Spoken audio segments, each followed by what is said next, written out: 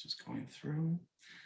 So as I'd mentioned, if you can, we would greatly appreciate it if everybody please mute themselves. I do have to mute everyone. I just keep everything nice and calm. I am also going to be having everything on a live transcript. Okay, so test this and make sure that everything works. And that's just for people that may miss something being heard. You can read along and it will be available for everybody. Okay.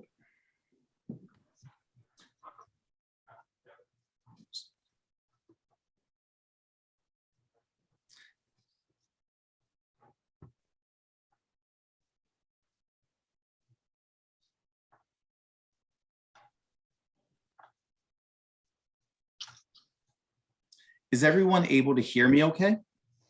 Yes. Okay.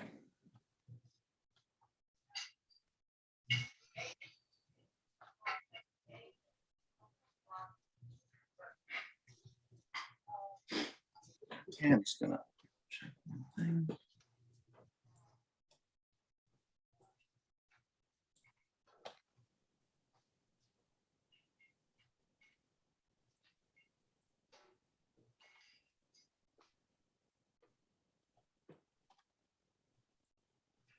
Hi, how are you? I'm muted. Letting the last few people in, and we'll be able to begin in just a moment here.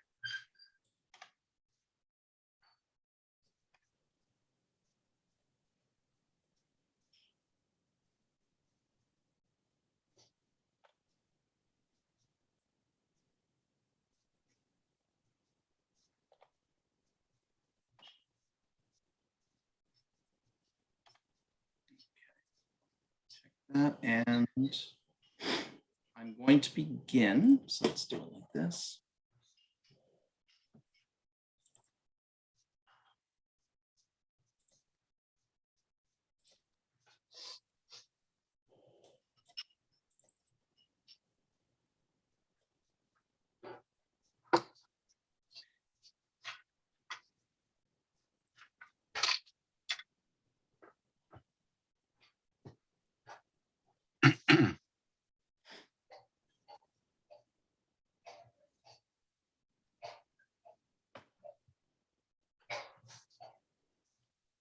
I'm just going to do a mic check one more time. Is everyone able to hear me?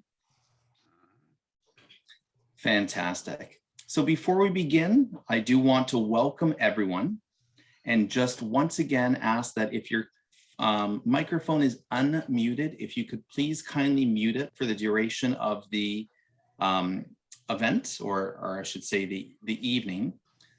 For all of our speakers, I will be announcing and introducing each one of you. So if we're wondering about timing, I will, like I said, introduce everyone.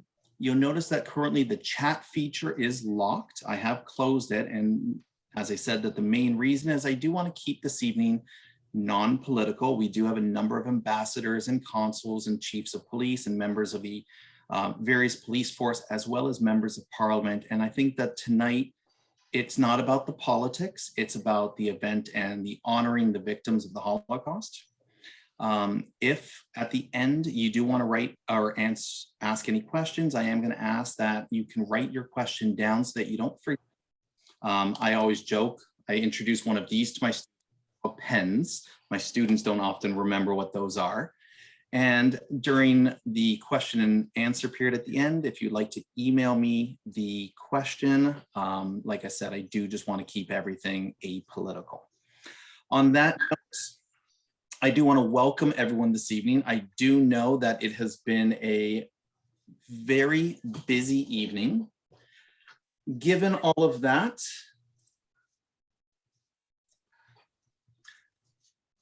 I want to begin by saying thank you very much for joining us to mark the International Holocaust Remembrance Day. We are here tonight on January 27th because January 27th marks the anniversary of the liberation of Auschwitz and Birkenau. We hold it tonight, not because Auschwitz and Birkenau was the only concentration camp, but rather it was one of the most notorious. In its 4.5 years in operation, more than 1.1 million were killed in it. Of those who walked through its gates were Anne Frank, Primo Levi, Elie Wiesel, Viktor Frankl, amongst many other Jews. We are here tonight to remember, honor the 6 million Jewish victims of the Holocaust and the millions of other victims of Nazism. These were mothers and fathers. These were sisters and brothers, husbands, wives, children and friends. It marks families and communities and entire towns lost. But so too does it honor those who are still here with us today. It has been said that if we mark 1 minute of silence for every Jewish life lost during the Holocaust, the world would be silent for 11 years. If we continue, and if the world remains silent for every victim of the Nazi atrocities, the world would be silent for more than 30 years. So I ask, how long, what must we remain deaf to the current wave of Holocaust denial and distortion that is plaguing the family and plaguing the world?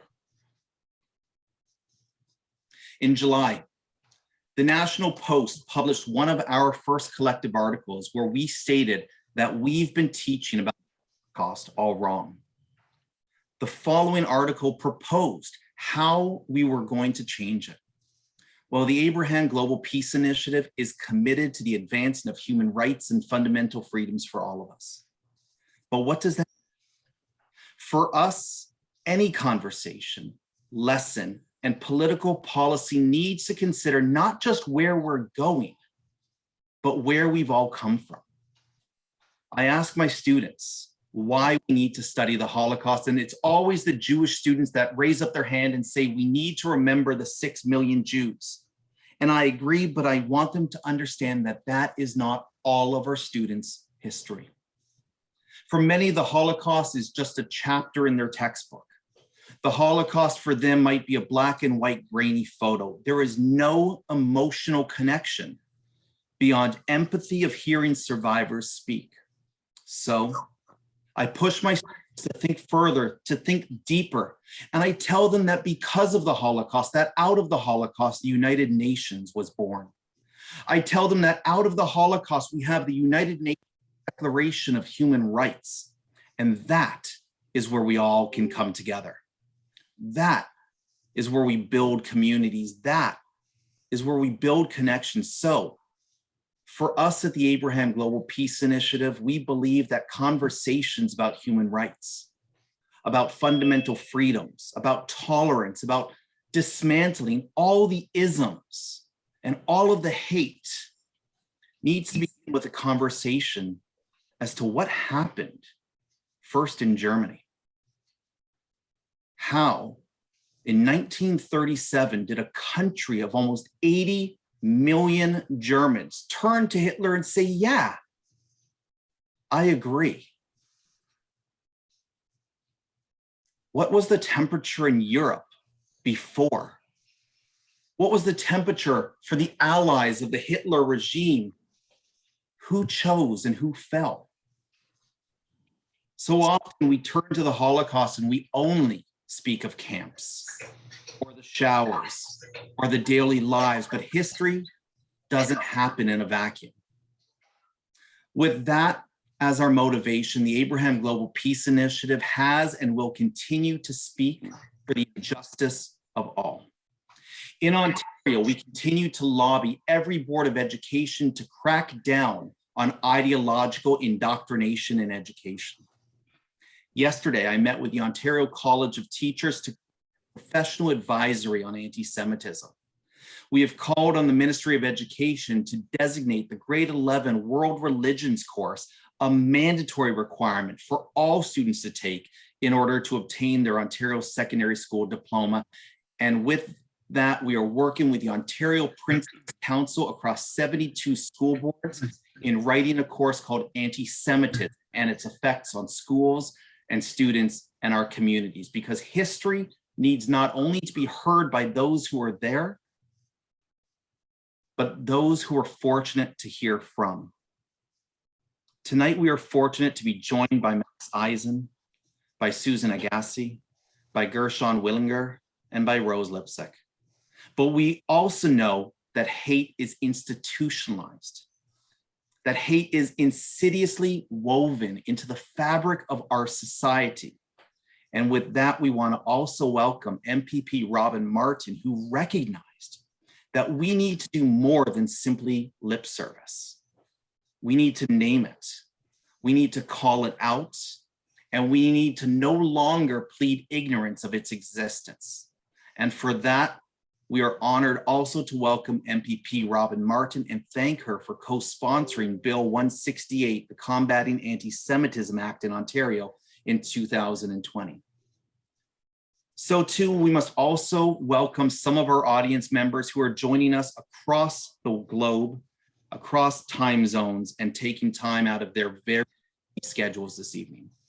So please help me welcome, and I apologize if I mispronounce your name or have forgotten to recognize the outstanding work you've been doing, and Miklos, the diplomat from the Hungarian embassy, Armand Barge, the former York Region Police Chief, Belint Mogyorossi, the permanent mission of Hungary in New York, Christian Fur, the first secretary of the German ambassador, the Honorable Josefina Martinez Gramulia, the ambassador of Argentina, Jasper Dillon from the Hamilton Police, McGuire, the executive director of the Ontario Association of Chiefs of Police, and many of his colleagues here this evening. We also want to welcome Jim McSweeney, the current York Region Police Chief, Kai Liu, the Chief of Police for Treaty 3. We want to welcome the delegates from the Kenyan Embassy and their consul. We want to welcome MPPs Eris Babikian, MPP Michael Tabolo, MPP Robin Martin, and MPP Sylvia Jones. We also want to recognize the Honorable Orestes Castro of the Consul General of the Philippines, Rita Kiss of the Hungarian Council, Scott Todd, the Chief of the North Bay Police, and also each and every one of you. Tonight, we had over 300 people register to hear our 4 outstanding survivors, as well as the words from our Member of Parliament. I also want to recognize Lars Henriksson, the Honorary Consul General of Sweden, and Paulo de Silva, the Deputy Chief of Police for York Region Police. The purpose of International Holocaust Remembrance Day is twofold: to serve as a date for the official commemoration of the victims of the Nazi regime, and to promote Holocaust education throughout the world. Yesterday, the CBC published an article that noted that almost 8% of surveyed students across the United States, but primarily in Canada, between the grades 6 to 12, believe that the numbers of the Holocaust have been greatly exaggerated. Almost 3% believe that the Holocaust happened, and 23% of students between the grades 6 and 12 aren't even sure about when and if it happened. I've been a teacher in this province for over 2 decades, and I think that we in education are failing. We fail to understand the lessons and legacy of the Holocaust and the legacies of the Holocaust in Cambodia, in Srebrenica, the Al-Anfal campaign, in Rwanda, in Darfur, in Syria, the Rohingya in Myanmar, and now the Uyghurs in China. And this by no means are all the victims of the atrocities that we swore never again.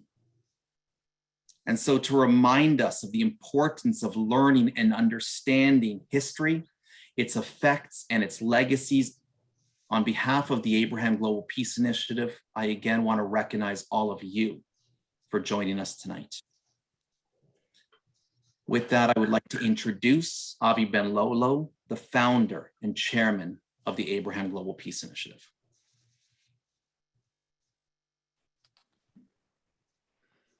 Thank you, Neil. Good evening, everybody. On behalf of the Abraham Global Peace Initiative, we welcome you to this special evening marking 77 years since Auschwitz was liberated on this day, January 27th, 1945. Tonight is particularly significant because we will be hearing from 4 Holocaust survivors, Susanna Gassi, Max Eisen, Rose Lipsig, and Gershon Willinger. As we combat Holocaust denial and distortion, there is nothing more important than eyewitness accounts of atrocities committed by the Nazis. By participating tonight, you become a witness, a living witness of this testimony for the remainder of your life. On behalf of our board, we also acknowledge many of the dignitaries who are here with us tonight. Thank you very much for joining us. It means a great deal. Auschwitz is the biggest cemetery on earth. More than 1.2 million people were murdered there, the largest community representing Jews at approximately 1 million or more children, men, and women. As a Holocaust educator, having traveled to Auschwitz 10 times with friends in policing and politics and education and so many others, I can tell you that the same question arises from visitors each and every single time. How could this possibly happen? As you look at the expanse of Auschwitz, the chimneys lined up as far as your eye can see, your bewilderment turns into anger. How could anyone murder little children, the frail, the elderly? But it's true. It happened. As we all know, the Holocaust did not start at Auschwitz. Even before Adolf Hitler rose to power and published Mein Kampf in 1925, in 1919, he had already called for, in quotes, the uncompromising removal of the Jews altogether. What started as a letter turned into a book, turned into a political movement, turned into national policy, and turned into the murder of 6 million Jews and many others. In fact, just last Thursday was the 80th anniversary of the Wannsee Conference, during which over a casual 90-minute breakfast meeting, the final solution was turned into the official policy of genocide. Their objective, in fact, was to murder 11 million European Jews. This is why we cannot take words at face value. We all know that anti-Semitism has been on the rise for many years. Worse, study after study points to the fact that over 30% of students believe that the Holocaust is exaggerated or even fabricated. Israel's anti-Semitism cyber monitoring department released shocking figures this week showing that anti-Semitic posts on 5 different social media platforms, including threats of violence against Jews, Zionists, and Israel, were up 1,200% in May 2021 compared with 2020. What we are seeing in schools, as Neil has already said, is very disconcerting. This week, it was revealed that the Ontario College of Teachers revoked the teaching license of a Timmins teacher who pleaded no contest to promoting anti-Semitism, Holocaust denial, and 9/11 conspiracy theories in the classroom. Why then should we be surprised when we hear about students at another Ontario school who paraded across a field shouting Heil Hitler? When booksellers are found selling conspiracy-laden books that, like the Protocols of the Elders of Zion, or similar films and board games, why are we shocked when words like Hitler was right are scrawled on major highway overpasses? Thus, my friends, it's incumbent on all of us to mark every occasion concerning the Holocaust. I was pleased to see today the international community come together to commemorate this day, International Holocaust Remembrance Day. In the next few months, our organization will be traveling to Auschwitz with a high-level delegation of diverse leaders. With the increasing tide of anti-Semitism, hate, and intolerance, We are calling on good people of this world to take action now. I will finish by reminding everyone about Elie Wiesel's quote. He said, "We must always take sides. Neutrality helps the oppressor, never the victim." And in my own words, silence, my friends, is not golden. Thank you very much.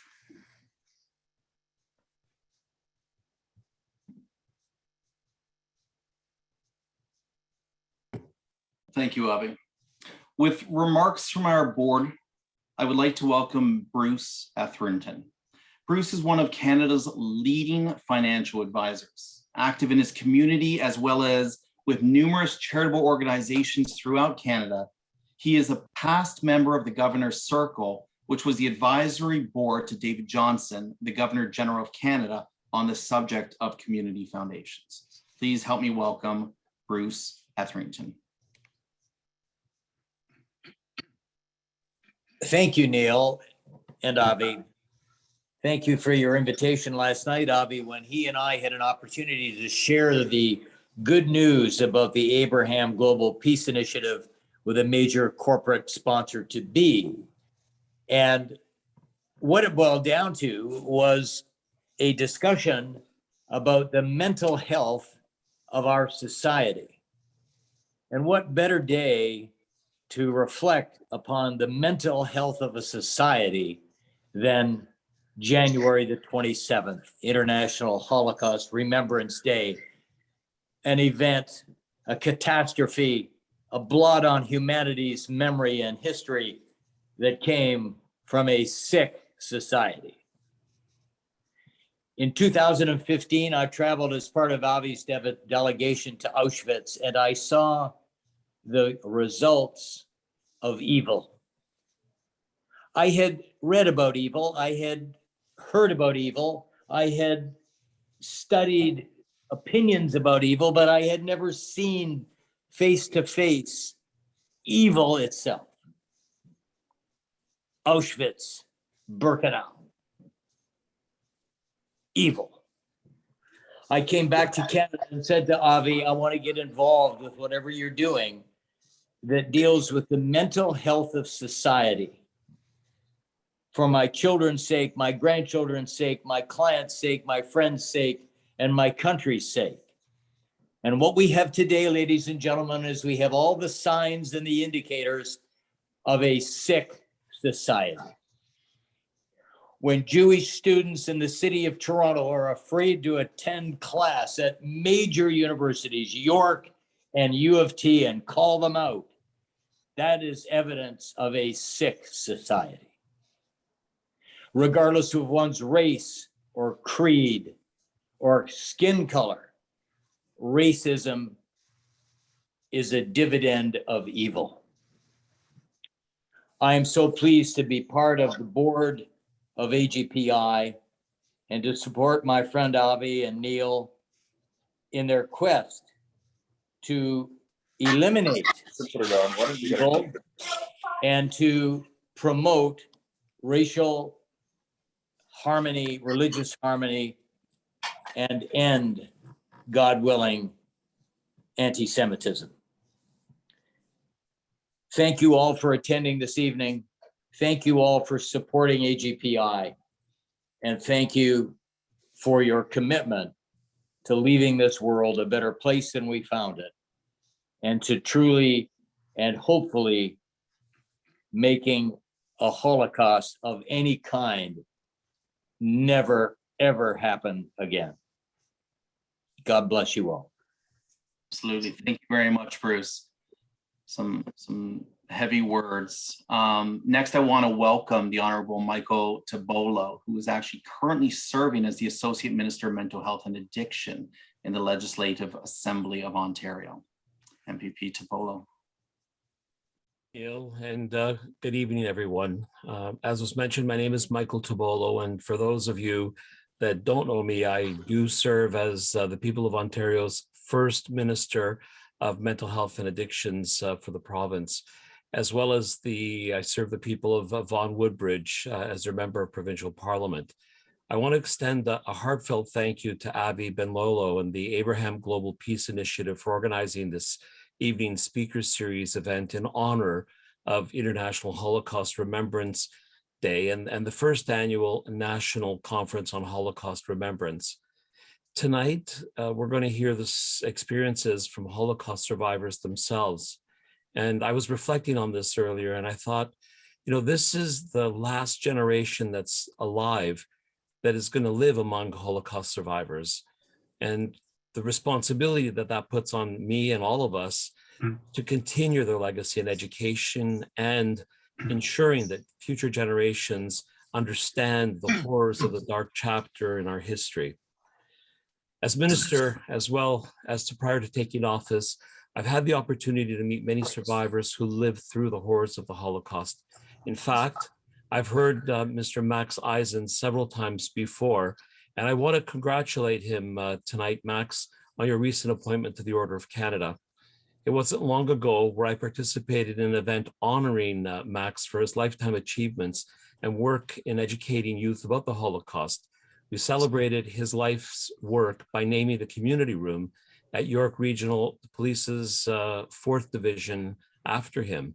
Actually, Max, I was in that room yesterday and I was reflecting on the fact what today was and your great achievements and what you do to educate our youth. I want also to give a shout out to my colleague, Robin Martin, MPP for Eglinton Lawrence, for her hard work in bringing forward the Combating Anti-Semitism Act, because we all know that enshrining the IHRA definition of anti-Semitism in law is a critical part of Ontario's whole of government approach to combating all forms of hatred and intolerance. I'm proud to say that Ontario will always place a strong importance on Holocaust education and honoring the millions of victims during those dark days in human history. The stories of how so many survivors and families persevered in the face of the most horrific events in human history continue to move me and so many others. But from this dark period in our history comes remarkable stories of faith, hope, resilience, and determination. We must honor these stories by heeding their lessons on the importance of understanding, acceptance, and respect for one another's beliefs, values, and traditions. Tonight, I ask that you take the time to reflect upon this dark period in history. The Shoah represents a desolate lesson of the consequences arising from hatred and violence. Tonight, it's important that we continue to commemorate and honor the legacies of the millions of innocent victims and the survivors. On behalf of the Ontario government, and Sylvia Jones, our Solicitor General, I saw is on this meeting as well, and I'm really pleased to see her here. So on behalf of our government, on behalf of our Premier Doug Ford, I want to thank you for inviting me to be here with you this evening. Together, I believe, we believe, as a united community, we say never again, and we will never forget. Thank you. Toda Rabba. Thank you very much, MPP Tobolo. I really appreciate the words, and again, like never again. And that's the key message today. It's not just never again, my people, our people, but we need to take those lessons and legacies and push them forward. Absolute honor for me to welcome our next speaker, Cantor Benjamin Meisner, Cantor Emeritus at the Holy Blossom Synagogue and recipient of the Order of Merit of the Federal Republic of Germany, one of the country's highest civilian honors. Cantor Meisner, whose parents escaped Nazi Germany in 1936, was recognized for his significant contributions in the restoration and preservation of Jewish musical history in Germany and around the world. So please help me, Cantor Meisner. We should rise for the El Malel Rachamim and a Kaddish. Please rise.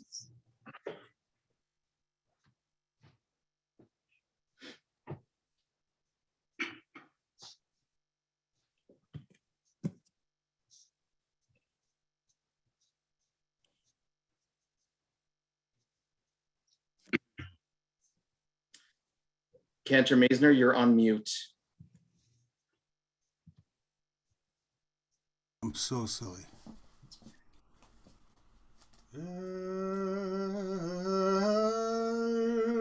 מלא רחמים, שוכן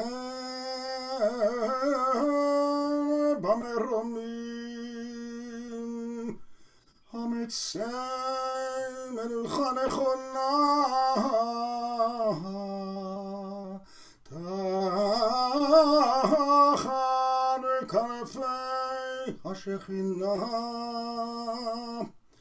במהלו קדושים וטהורים, כזוהר הרקי המזהירים, לנשמות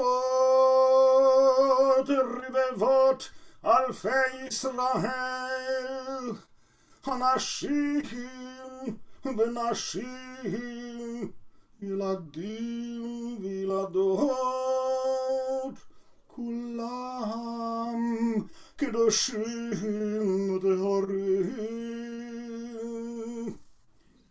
שנהרגו ונשחטו ונשרפו ונחנקו ונקברו חיים על קידוש השם במחנות ההשמדה, אושוויץ, בירקנאו, טרזינשטט, דכאו, Bergen-Belsen, and endless other horrible places. על ידי הצוררים הנאצים ועוזריהם יימח שמם וזכרם בעבור שאנו מתפללים לעילוי נשמתם, לכן בעל הרחמים יסתירם בסתר כנפיו לעולמים, ויצרור בצרור החיים את נשמותיהם, אדוני הוא נחלתם, וינוחו בשלום על משכבותיהם, ונאמר אמן.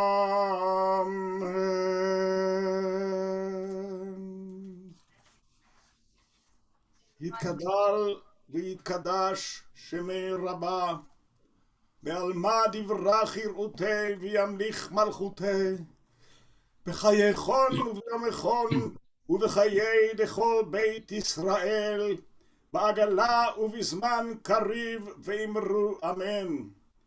יהי שמי רבה מברך לעלם ולעלמי עלמיה, יתברך וישתבח ויתפאר ויתרומם ויתנשא ויתהדר ויתעלה ויתהלל שמי דקודשה בריחו, לעילמים כל ברכתה ושירתה, תושבחתה ונחמתה, דמירן בעלמה ואמרו אמן.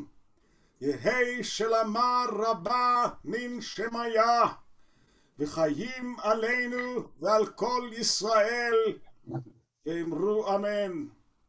עושה שלום במרומיו, הוא יעשה שלום עלינו ועל כל ישראל, ואמרו אמן. Amen. Amen. Thank you, Cantor Maisner. And I just also want to announce that he will be speaking again in a short little while. Our first speaker tonight is Max Eisen. Max was born in 1929 in the former Czechoslovakia and today is a notable author, public speaker, and Holocaust educator. Max survived the almost 13-day death march from Auschwitz to Loslau. And there he was loaded onto a metal boxcar and made for transporting coal and sent to Mauthausen. Then from Melk, he participated in a 3-day march in the mountains of Ebensee and was finally liberated in 1945, notably. And this is, I use this story specifically in my own class. Max Eisen testified in Germany, 2 former SS guards at Auschwitz, Reinhold Heining in 2016 and Oscar Groening in 2014. I also want to announce that on January 3rd, the CBC announced that Max was the recipient of the Order of Canada. So please help me welcome Max Eisen. Thank you. Ladies and gentlemen, MPP Tibolo, thank you for your kind words. It is Holocaust Remembrance Day. The Shoah, which means a catastrophe. As you heard, I was born in Czechoslovakia, a democratic country where we Jews had 20 golden years. And we were the first victim of Nazi Germany. I was 9 years old in 1938. I was sent to my maternal family in Slovakia, where they had a big farm in a little town called Kolbachov. My other rest of family lived in Velký Slanec, Michalovce. I was sent home because something was happening. I didn't know what. I know that Czechoslovakia became the first victim, the Munich conference. And my father had a crystal radio, and I remember this so vividly. There were 2 crystal radios in my town. It was a cranky piece of equipment.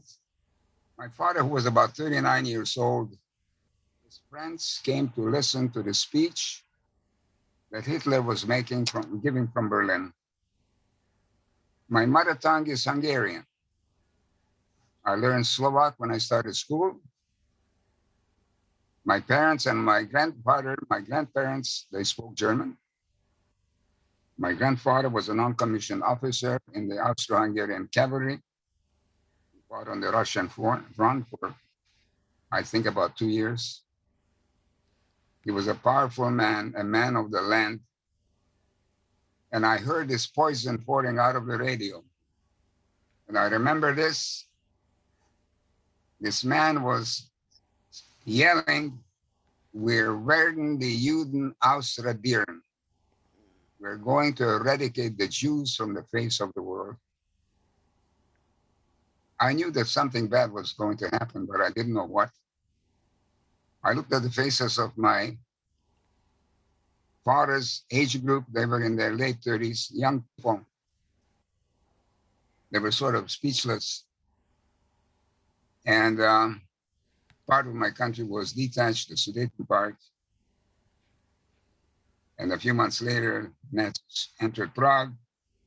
My country was partitioned. My maternal family were stuck in a Slovak fascist country. And we were given to Hungary. Our life changed drastically. Racial laws were introduced in my town. They were posted on a daily basis. We were stripped of our livelihood. Young able-bodied Jews from 18 to 45 were taken away to battalions. My father was gone. My uncle was gone. 90 Jewish families lived in my town. Beautiful town. Jews have lived there for about 1,800 years. They were lived there when that part of the world was the eastern province of the Roman Empire. It was called Pannonia. Budapest was called Aquincum. Apparently there's documents in the Jewish Historical Museum. The Jews were there about in 250 or 380. Things went into fast speed forward. We were stripped of our livelihood. My maternal family from Slovakia disappeared in 1942. We didn't know what happened to them. Everything was censored. The lies became the truth. About 3 months after my maternal family were gone, they had this big farm. My grandmother and 2 sons, and they had other brothers and sisters. I used to spend my summer holidays with my beautiful cousins. 6, 7, 8, 10 children. I don't know how my grandmother did this. Especially 2 girls that I remember their names, my cousins, Edith and Lily. They lived in Welkis, Lanyets. Never saw them after 1938. We were not allowed to communicate with each other. They disappeared, and the deception of the Nazi system. A few months later, we received a postcard. It's a General Government, Lublin District. And the message was, we, the Friedman family, this is my mother's maiden name, we are all here together, we're working on farms, and we are awaiting your arrival. Some 8 or 10 families received similar postcards and wanted to believe that they were somewhere around Lublin. We never heard this camp that was outside Lublin called Majdanek. I know now this is where they were taken. I found the 2 names of my uncles in the archives in Majdanek. 1943, something happened. My aunt passed away and she was buried in our home in a casket in a cemetery. The only person of about 80 extended families that was buried in a cemetery. 1943, she died, and my mother gave birth to a little girl. And that was not a good year for a Jewish mother or a Jewish child to be born during the war. We were in Hungary. We didn't know that this killing that was going on across the Carpathian Mountains in occupied Poland, we didn't know. So we were celebrating Passover 1944. I believe the first night of the Passover Seder, the dinner was April the 14th, I believe, and it was the Sabbath as well. And my father and uncle were, by some miracle, were home from their labor battalions. And next morning, we were going to get up at a leisurely time. And we were going to go to synagogue. Our plans were drastically changed. 2 gendarmes burst into our home, kicked in our door to our bedroom. And they said, you have 2 minutes to pack a bundle. If you have any money or jewelry, hand it over, because where you were going, we're going to have no need of this.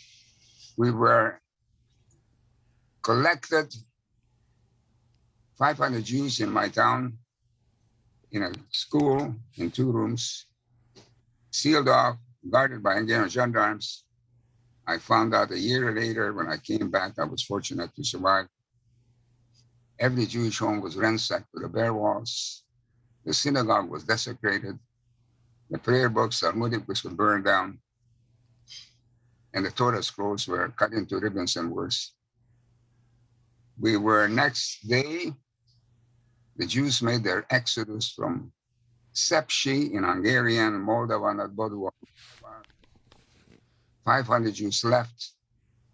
20 of them returned after the war. Only 1 mother with 2 daughters. My family, 3 of us survived, a cousin from my father's side, a cousin from my mother's side. We arrived in a brickyard in Kasia. From there, we were transported to Auschwitz, arrived at this platform, and there was a selection. The deception was absolutely powerful. They were telling us, don't worry about your bundles, you'll have it delivered.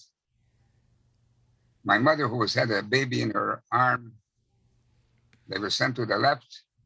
These were people, they called them life's not worth living. My mother with her 3 children, my paternal grandparents and my aunt, they were taken to gas chamber in crematoria 2, where they were brutally gassed, 2,000 people at a time. Never had a chance to say goodbye to my mother. And this I regret. To this very day, I cannot ever forget this. Neither can I forgive for this. Who would do such a thing? It was the most barbaric, and I don't know if barbarians would do such a thing. While the agony of death, SS officers were looking through protected portholes to watch the agony of dying of 2,000 people at a time. You know, there was another camp, Treblinka, which was 1 gas chamber. 980,000 Jews were murdered in 1. Auschwitz-Birkenau had 4. I became a slave laborer. In July of 1944, there was a selection in Auschwitz. The war was coming to an end. In this selection, in the middle of the night, my father and uncle were selected out. We were in 2 different barracks. Next morning, I ran to their barrack, and they were not there. And I feared the worst. I had to go to my work unit. I was in a unit called the Landwirtschaft Commando, Land Management Commando. The food of a slave laborer was 300 calories a day. We did work where we needed a minimum of 4,000 to 5,000 calories. We were losing weight fast. Our bodies were suffering. We broke out in boils. We had no underwear. I was lucky to have my boots. And I had chance to say goodbye to my father and uncle through the barbed wire fence in a quarantine area of Auschwitz I. My father said goodbye to me. He gave me a blessing, which was a custom in a Jewish home, coming home from the synagogue on Friday night. And my father told me, if you manage to survive, you need to tell the world what happened here. I was devastated. I was in Auschwitz till January the 12th, 1945. I remember they were bringing in inmates from Auschwitz II, Auschwitz III, from all the satellite camps. And I knew that I need to leave with this group, because I was afraid that if everyone that stays behind will be either killed or shot or what have you. So I remember leaving Auschwitz on January the 12th. If you remember the Old Testament, there were 2 towns that were burned down, Sodom and Gomorrah. That's what Auschwitz I looked like. There were fires burning all over the place. They were burning the cards of prisoners, the inmates. Anyone that had a tattoo number, they kept a record. There was smoke all over. There were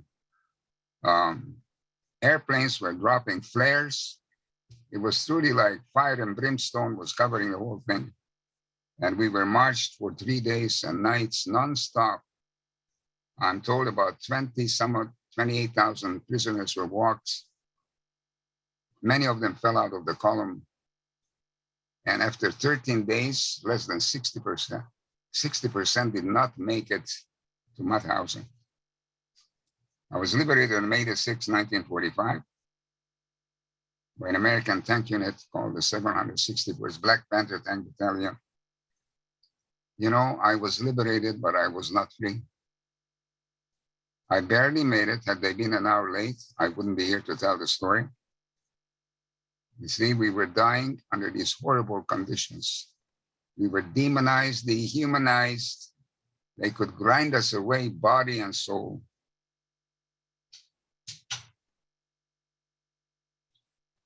A few months later, I had to make my way home. The camp was being closed by the Americans, and I was on a truck that took me back to Czechoslovakia, to České Budějovice. I was afraid to leave that camp because I knew nobody will be there. It took me weeks to get back home. Nothing was working in Czechoslovakia. Bridges were blown apart. I took hitch rides with farmers. Finally, I was a kilometer or so on this cart of a farmer. And I had to walk the rest of the way. We had a large Alsatian whose name was Farkas. Farkas is a Hungarian name for a wolf. I knew that when I was a half kilometer away, he would be running through the gate and greeting me. He wasn't there. A neighbor was sitting in my home. This was my homecoming. And this was a terrible moment in my life. How do you pick up the pieces from here? I was very fortunate. I wound up in an orphanage in a place called Marienbad outside Prague. It was organized by the Jewish community, the joint committee from the States. It took me 3 years to become a normal person, both physically and mentally. So in closing, I'd like to say that remembrance is very important, but everybody needs to understand what really happened there. Remembrance is not enough. It needs to be in your heart and soul. You need to be serious that something like this does not happen to anybody. I became a speaker 32 years ago in Canada. There was a Holocaust denier here in Toronto. His name was Ernest Zundel. And at the same time, I had a phone call from somebody who was a teacher in Barrie, Ontario. His name was Michael Ronan. He said to come to speak to his students. And I've been speaking ever since to hundreds and hundreds of thousands of students. And this is what we are doing. We are speaking to students. So we have excuse me. We have an hour or an hour and a half to speak to students, and we really appreciate this opportunity. But it's not enough to teach the Holocaust. It needs to be on the curriculum of every school. As you said, who will pick up the ball? Who will remember? Not only remembering is not enough. It's to do the right thing. You know, I came to Canada in 1949. I had a wonderful life here. I had a successful career in manufacturing. I was speaking to schools for all this length of time. I have thousands of letters, amazing letters from students. It is truly a privilege to speak to students. I was shocked when I heard these figures, all these kids that I spoke to, the letters I have, the small margin of students that are really getting it. So I hope that something will be done and it will be a curriculum that will be taught in school. Now, how these swastikas that are appearing in Canada, how do they affect us survivors? It is a disaster. For me to see swastikas, the emblem that the Nazis walked under, carried their poison and murder by bullets, by gas all across continental Europe. 50,000 Canadians died to fight this evil. 20,000 Jewish teenagers here in Canada volunteered when the war broke out to fight the Nazis before there was conscription. So do they understand what this swastika means? So I hope that this will be a remembrance and it will be a definitely never again you have to be a serious intent by everybody to respect each other. We have a free country here where we are living a wonderful life. And, you know, I've come to realize that freedom is not free. It must be guarded every second of the day. I never forget when I gave a lecture in Thunder Bay, and grade 10 students, a student walked up to me and he said to me, Mr. Eisen, I promise you that I will be on guard for Canada. It's in our anthem. So I will leave it at this. And this should be a remembrance of the millions and millions of Jews and others that were murdered. And they must never be forgotten. Thank you. Very much. A lot of reflection. But the one piece that's going to stick with me is when your father said, if you survive, tell my story, tell our story. And I think that not only guides you, but you mentioned about talking to students. And when I talk about the failure we've done as a teacher, that's what gets me going every day. That's why we do. So thank you very much. And thank you for just telling your story. You're welcome. Our second speaker tonight is Susan Agassi. Susan was born in Paris in 1939.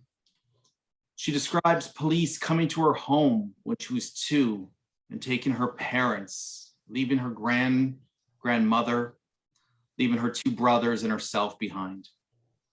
A Jewish woman from an underground organization came the next day to hide them. Her grandmother was caught, deported, and sent to the gas chamber. Being sent with her brothers to live in Catholic families, being taken to a Jewish orphanage after the war, and living there for 3 years. Searching for living relatives, she and her brother became ward to Congress and being sent to Canada to live with her uncle.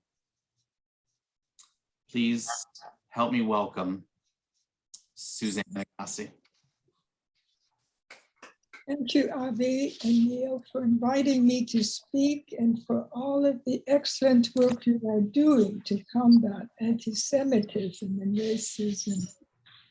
My name is Suzanne Agassi, and I was born January 12, 1939, in Paris, France, to Isaac and Rachel Najman. My mother, father, grandmother, and my 2 brothers, Bernard and Leon, lived happily in the 20th arrondissement. My father manufactured ladies' sweaters. My mother and grandmother cared for the 3 of us. My father would take my 2 brothers to synagogue on Shabbat. Our ideal life came to an end one July night in 1942, when the French police came knocking on our door. They demanded that my parents and 2 brothers prepare to leave with them immediately. They were being rounded up along with Jews all over and being sent to concentration camps. My mother ran to the kitchen, seized a large knife, and ran out wielding it at the intruders and screamed that if they took her 2 sons, she would kill herself at that very moment. By the grace of God, they let the boys remain.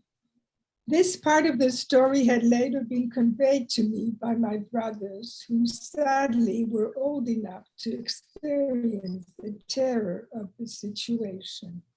My parents were sent to Drancy, where they wrote us a single letter, which was the last communication we ever had. A few weeks later, they were sent to Auschwitz and murdered. Shortly after my parents were taken, a Jewish woman who was working with the underground, came for us. She hid us in her home for a while and then gave us to Roman Catholic families to be hidden. I lived in a convent for a while, and sadly, my brothers and I were separated. We had to keep moving from home to home.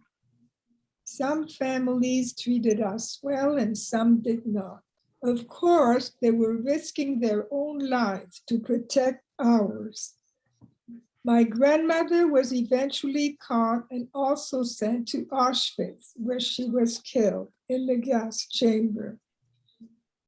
In 1945, the same woman who came to hide us before brought me and my two brothers together. She had searched for our parents, but to no avail. She delivered the terrible news, and my brothers cried because they remembered our parents. I cried because they cried. I remembered nothing. We were all put in an orphanage in Fontainebleau, where we remained for 3 years. In 1948, we came to Toronto to live with my aunt and uncle. We were wards of the Jewish Congress until we were 16. We were called the Redeemed Children. Up to this time, the Canadian government had done very little to save Jewish refugees. But in May 1948, when Israel came into existence, 1,116 Jewish orphans were brought to Canada, the fragmented remnants of the 4,000 children left in Europe after the Holocaust. Maclean's magazine wrote about us, as did Ben Lappin in his book, The Redeemed Children. My memories of the horror are comprised of a mix of shadowy figures, vivid nightmares, and psychological trauma that only therapy could calm. The loss of my parents is an emptiness that never leaves me. A cousin gave me a beautiful portrait of my family, but in it I am nearing teenage years and my brothers are years older. Of course, this was an impossibility, for my parents died when I was 3. The photo is a haunting montage, fantasy, and early Photoshop style compilation. I learned about the concentration camps through reading books, Elie Wiesel, watching films, listening to the stories of other survivors.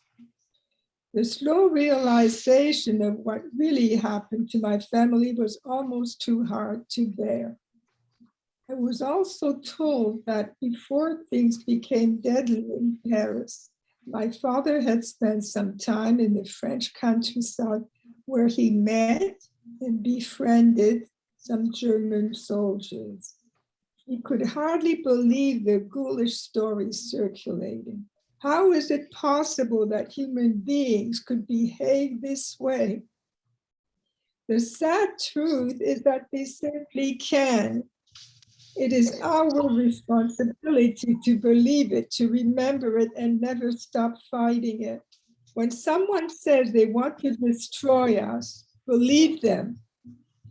20 years after Kristallnacht, on November the 9th, 1958, I married my dear husband, Kai. We have 2 wonderful daughters, Roseanne and Martha, and 4 incredible grandchildren. Hitler did not have his victory. Thank you again for the opportunity to speak. Thank you very much, Suzanne. You talk about the ghosts, and I think that that is the memory that we need to bring with us. And while you took the fight, I take the fight, my children will take the fight.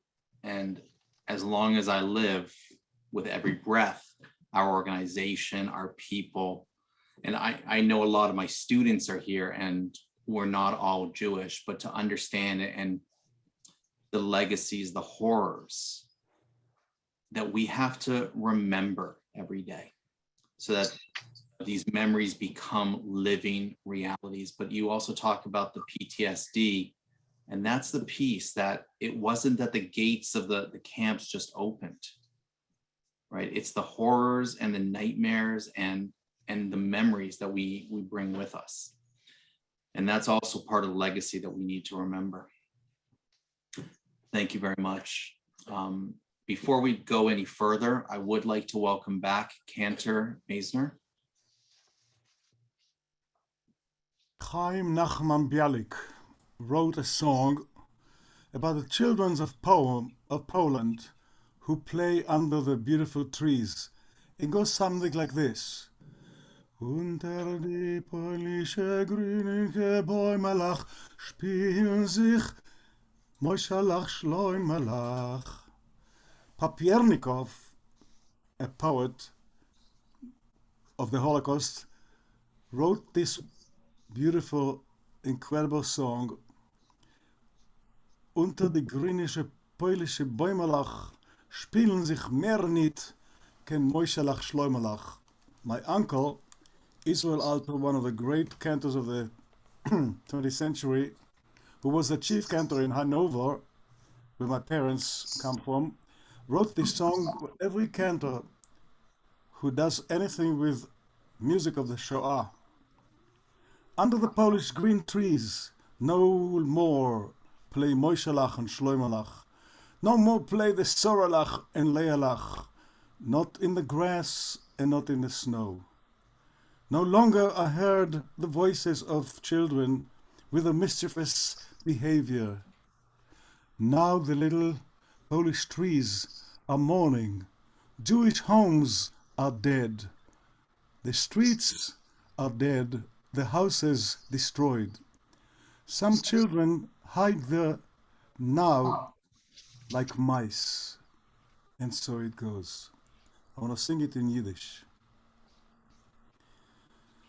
Unter die polnische grünen Bäumelach spielen sich mehr nicht kein Moschalach Schleumelach. Spielen sich mehr nicht kein Sorelech Leilach, nicht auf kein Gräserlach, nicht auf kein Schneelach. Silchen schon mehr nicht die jüdische Stimme lach, von die Kundesim lach mottelech Schimmelach, mit der zergrellte, zerdrappete Zurelach, von dem Beweisen von Berim und Gewuralach.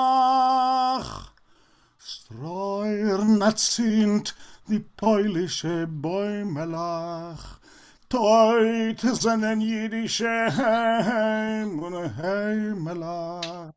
Teut seinen Gesselach, Chorev die Heiselach, wo es verstecken sich Kinder wie Meiselach.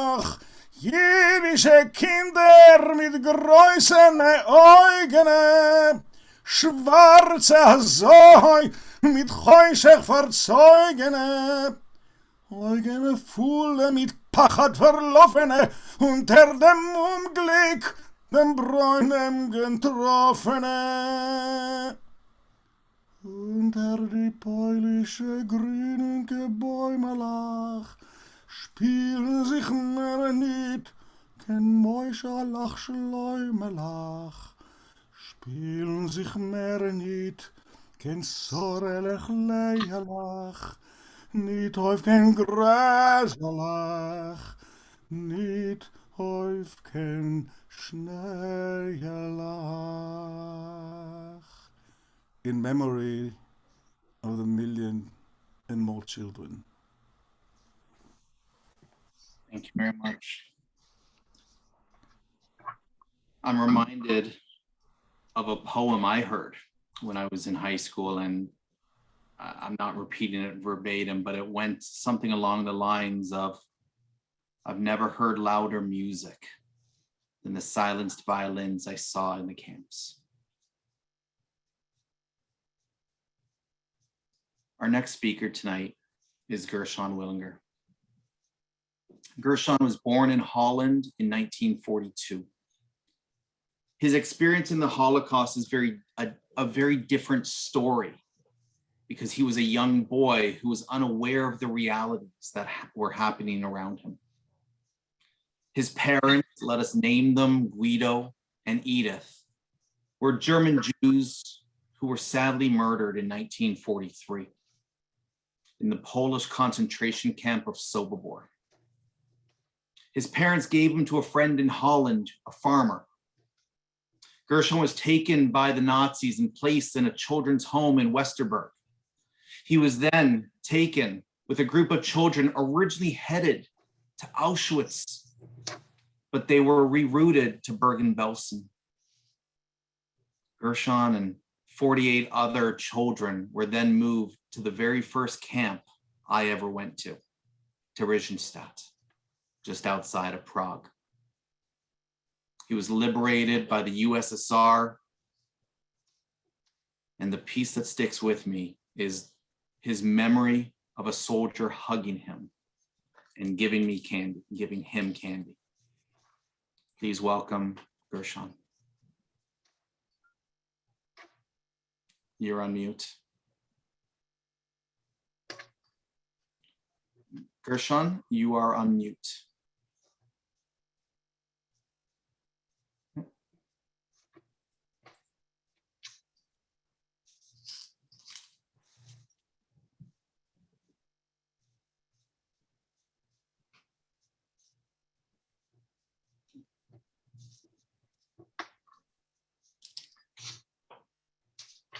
Maybe with the, oh, there he is.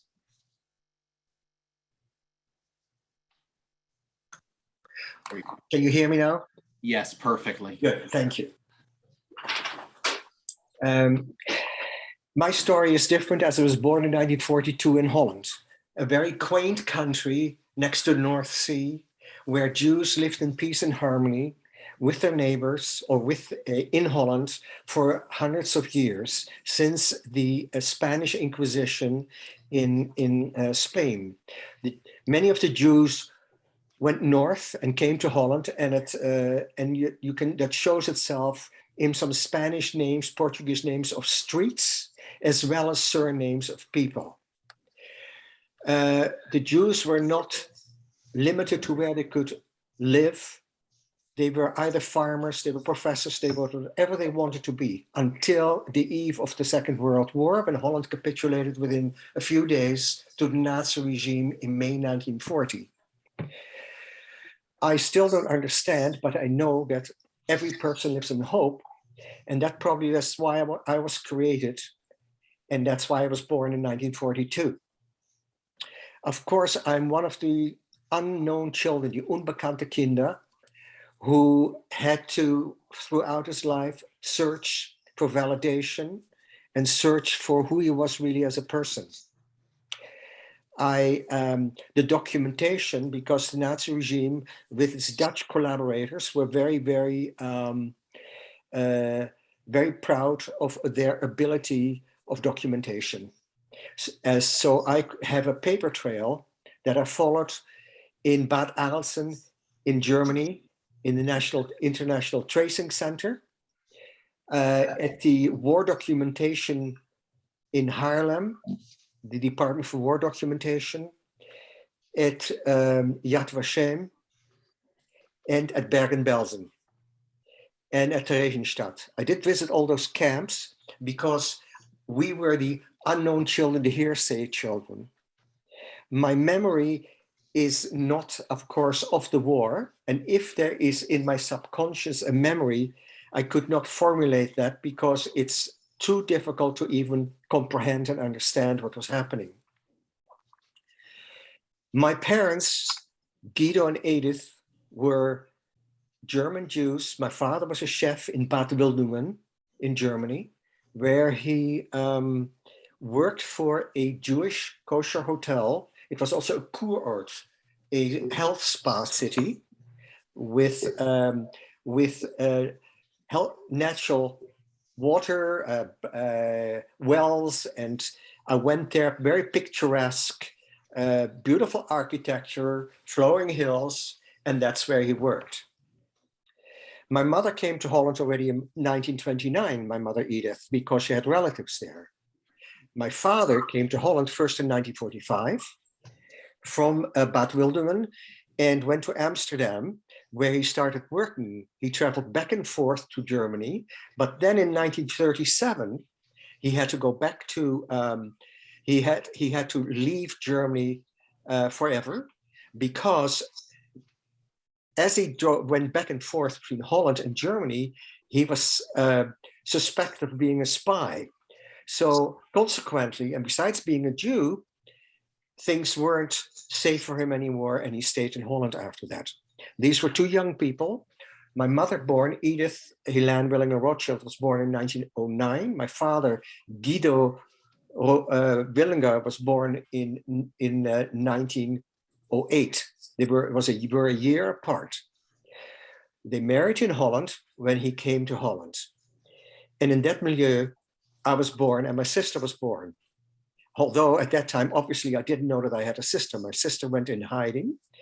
And I see my parents as heroes as well, because one should not think that a parent should be faced with placing their child or infant in the care of others in the hope that this child would survive, but maybe never see him again. And this is what they did. So in my eyes, my parents were resistance fighters in their own way. There was a family, the righteous among the nations, who we should honor forever and ever. Those good Christians who took me in. The underground took me to a province of Drenthe in the north of Holland, northeast near the German border, not far from the transit camp of Westerbork. I was with these people in this town. This town actually all worked for the underground. But of course, as I always say to people, in a basket of good apples, there are also bad apples. My name is given away.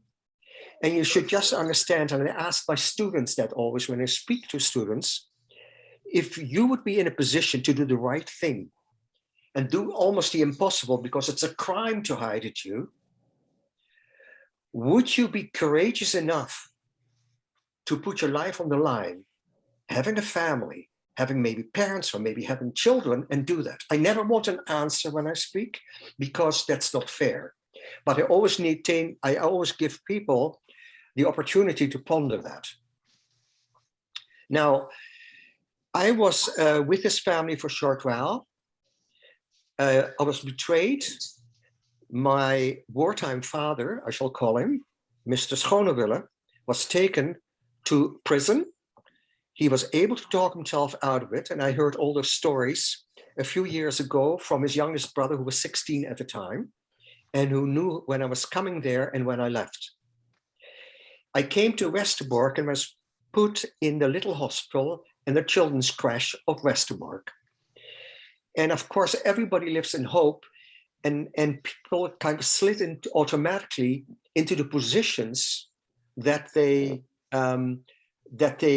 felt comfortable with. If you were a teacher, they became teachers, social workers. The rabbis took care of the spiritual needs because you didn't want to believe what was going to happen. And the Jews in the beginning, even in Westerbork, were ignorant of what was happening in the East. Most people that were there came with their families, regardless of their station in life. And I was in Westerbork from the end of 42, beginning of 43, until September the 13th, 1944.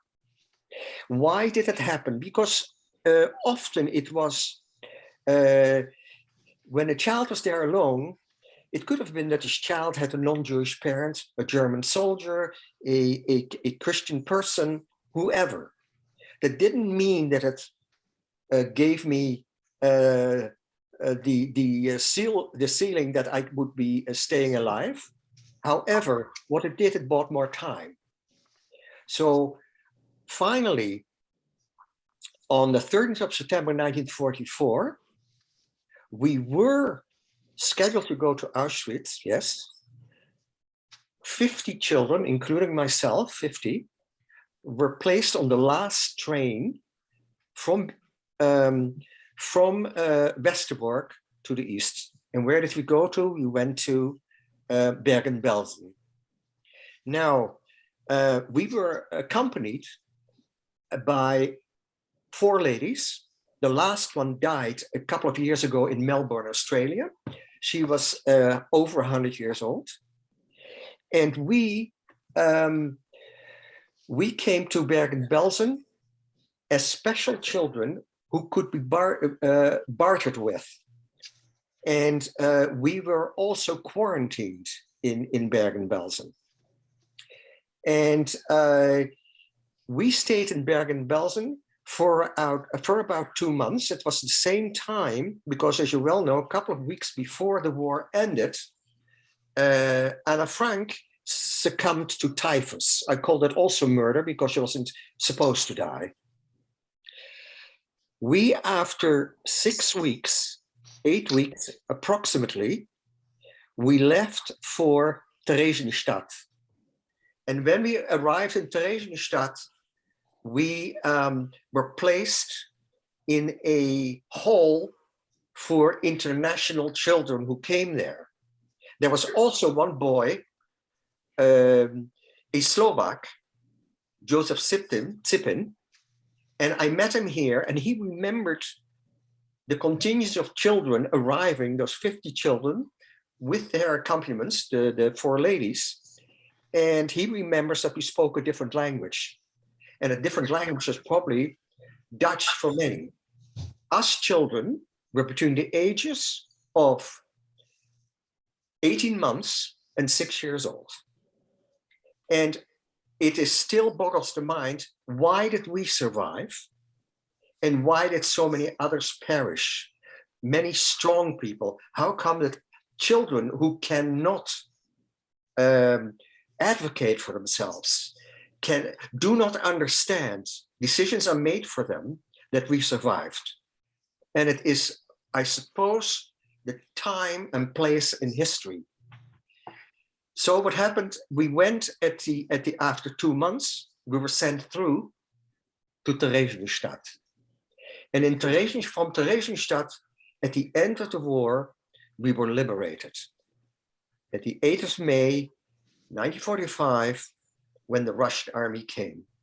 One thing sticks out of in my mind, that somebody gave me candy, because as a little child, I didn't have the memory, but the candy always sticks out.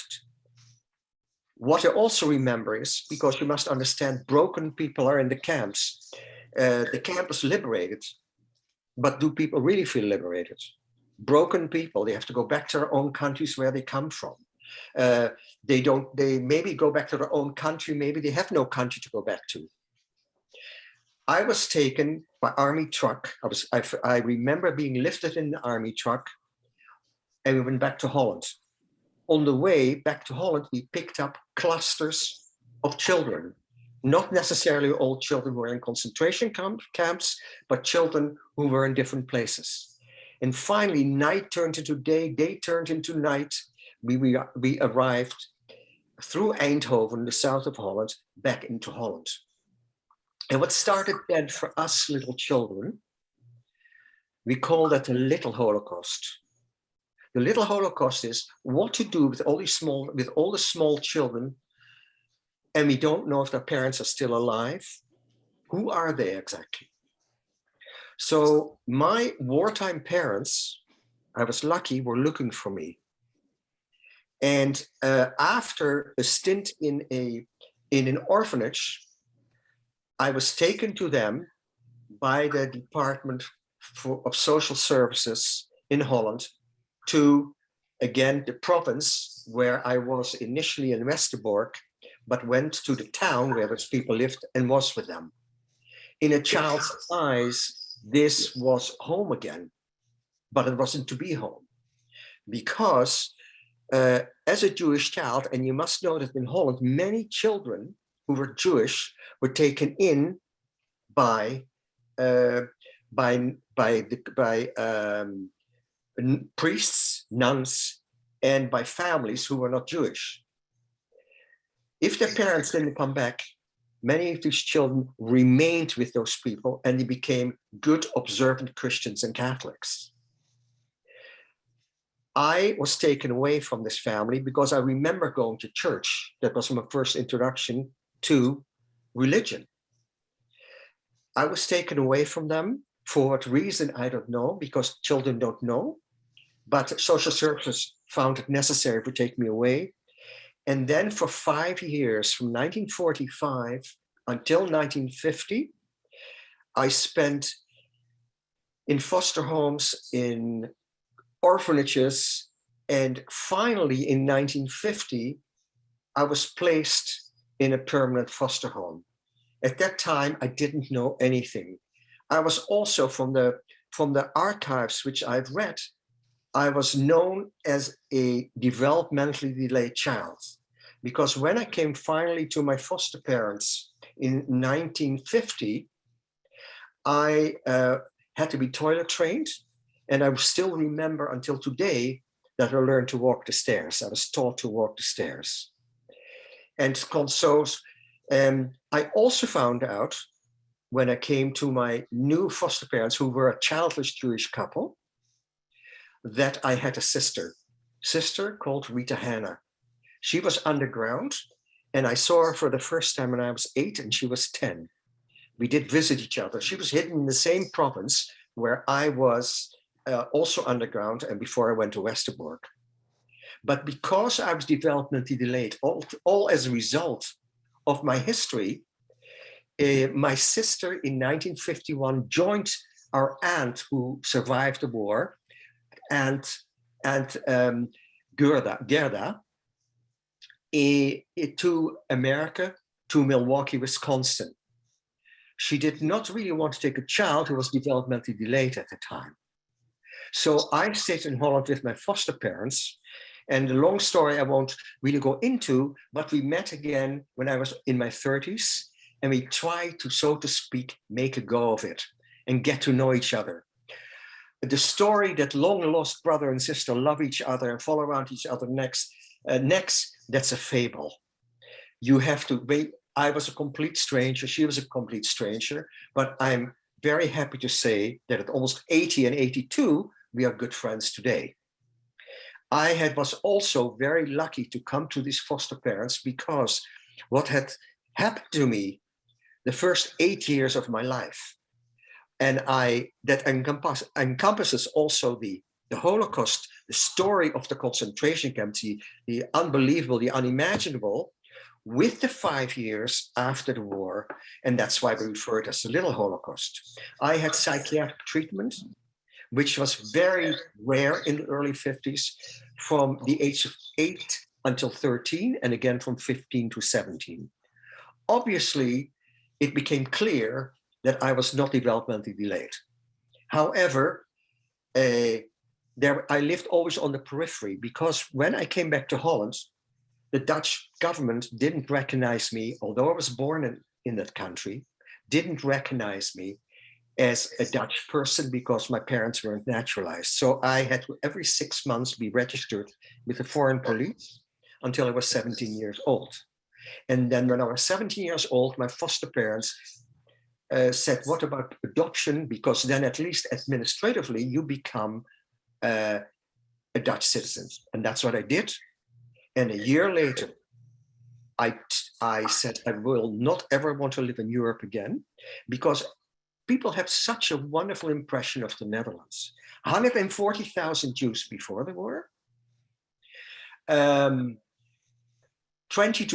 Between 25 and 30,000 came back. I grew up with most of my friends in Holland were orphans, but because we are resilient, especially the children who have to grow up, and we never spoke about it. We never spoke about that we were orphans. We had enough to deal with. And I also, when I was told that I was Jewish, it was a very abstract statement. But I took to it. And you can understand from my story why I took to being Jewish, because that was one thing I knew that people were not able to take away from me. because it's the first time that I was someone that something cannot be taken away from you. And so I became, and also I wanted to be, at age of 14, my foster parents tried to get me on youth aliyah to Israel. However, that was impossible because I was stateless.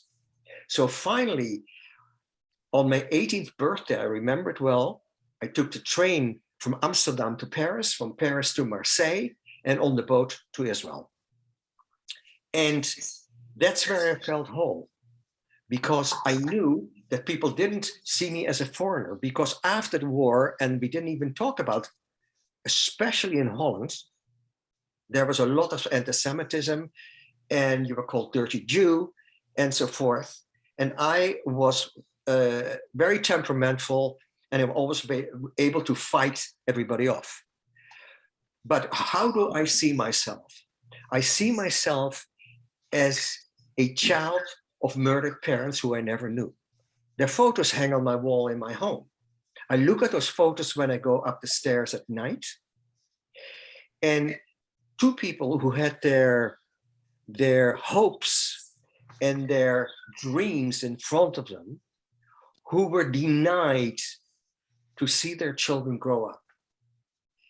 The Holocaust I started speaking when I was over 50 years old. I never thought I had the right to speak, because who are you? You need validation of who you are. And then finally, talking to many other people, also psychologists, I came to the conclusion that being a child who survived 3 concentration camps with no memory, and who has a legacy of murdered parents who died on the 2nd of July, 1943 in Sobibor, that I did have a right to talk. I talk, very important, that it's a duty to talk so that the story of the Holocaust will go forward. I talk also, maybe selfishly, to honor my parents, because I want them to look down on me from heaven and be proud of me. And I also talk for me, it gives validation who I am as a person.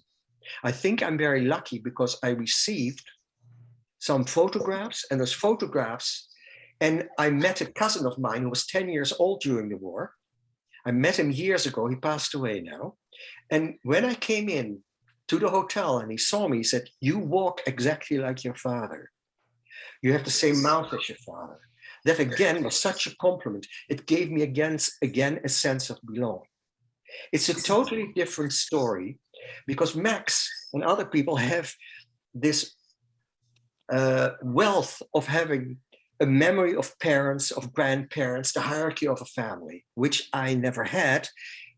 And that doesn't mean I'm sorry for myself, but I always am amazed when people tell me I was born in the city, I was raised in the city, and my family there are in the city as well. So there's a continuation. And so I want to tell you that I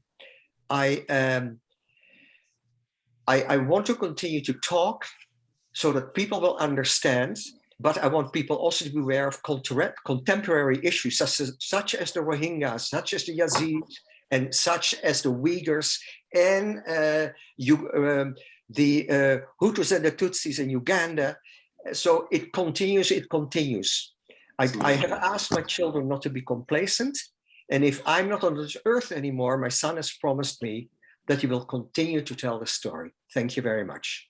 Thank you very much, Gershon. Thank you very much.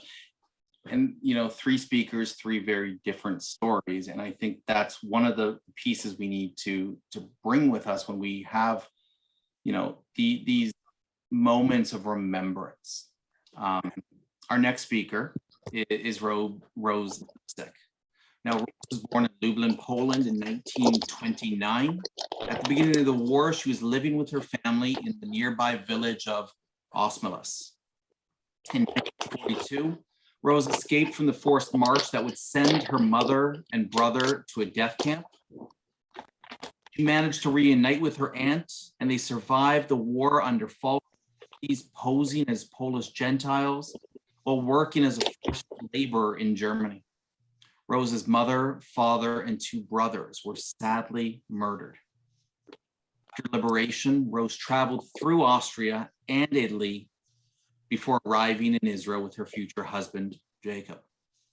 In 1948, along with Max, I do want to share that Rose this year also became a member of the Order of Canada. And if I'm not mistaken, you had a phone call with Justin Trudeau just a few hours ago. Is that correct? Yes. Fantastic. Rose, you're mute. Yes, together with Eisen, we were Amazing. honored with Trudeau, and it was wonderful. The way he spoke to us, it was really very, very nice for me to listen to. Well, I know that we're all looking forward to hearing your story this evening. Okay, shall I start then? I was born in Lublin in 1929, as you said, to a very large extended family. We all lived in Lublin. My earliest memories is of before the war, when a lot of the neighbors used to congregate in our apartment and talk what was happening in Germany.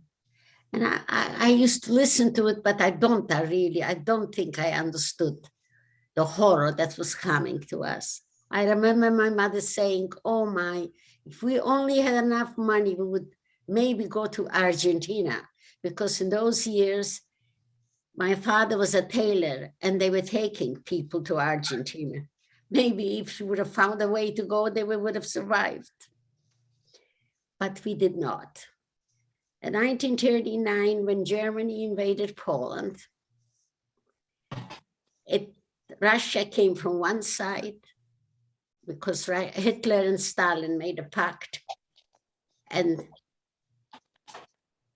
Germany came from the other side.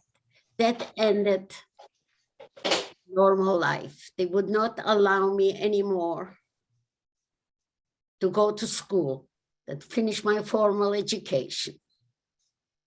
The horror of being persecuted to that extent was horrible. We stayed in Lublin until, I don't know why I can see myself there. Doesn't matter. No.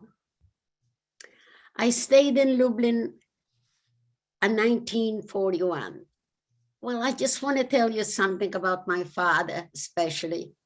When I had scarlet fever beginning of the war, my father made it a point to sit and read to me every night after he finished work. My mother was a gentle woman. When they brought the first group of Jewish people in the middle of the winter, throw them into outside in the middle of the winter, in the middle of the night, she went down and picked up a couple and a little girl and took them to our premises were very small because my father was working in the same place. She still took them in. But he stayed in Lublin only till 1941, when the first ghetto was started in Lublin. They took our premises away, and they told us we have to leave. So we went to the country, to a small village, Osmolica, where my grandmother was born. We used to go there every summer for holidays. So as we came there, a cousin of my mother had a little house, but she couldn't take us in. It was too small. There were only 3 rooms. So she gave us a shack in the back. In the winters in Poland are very cold, but we put sticks surrounding the shack and leaves in between. And that was kept us warm. The time from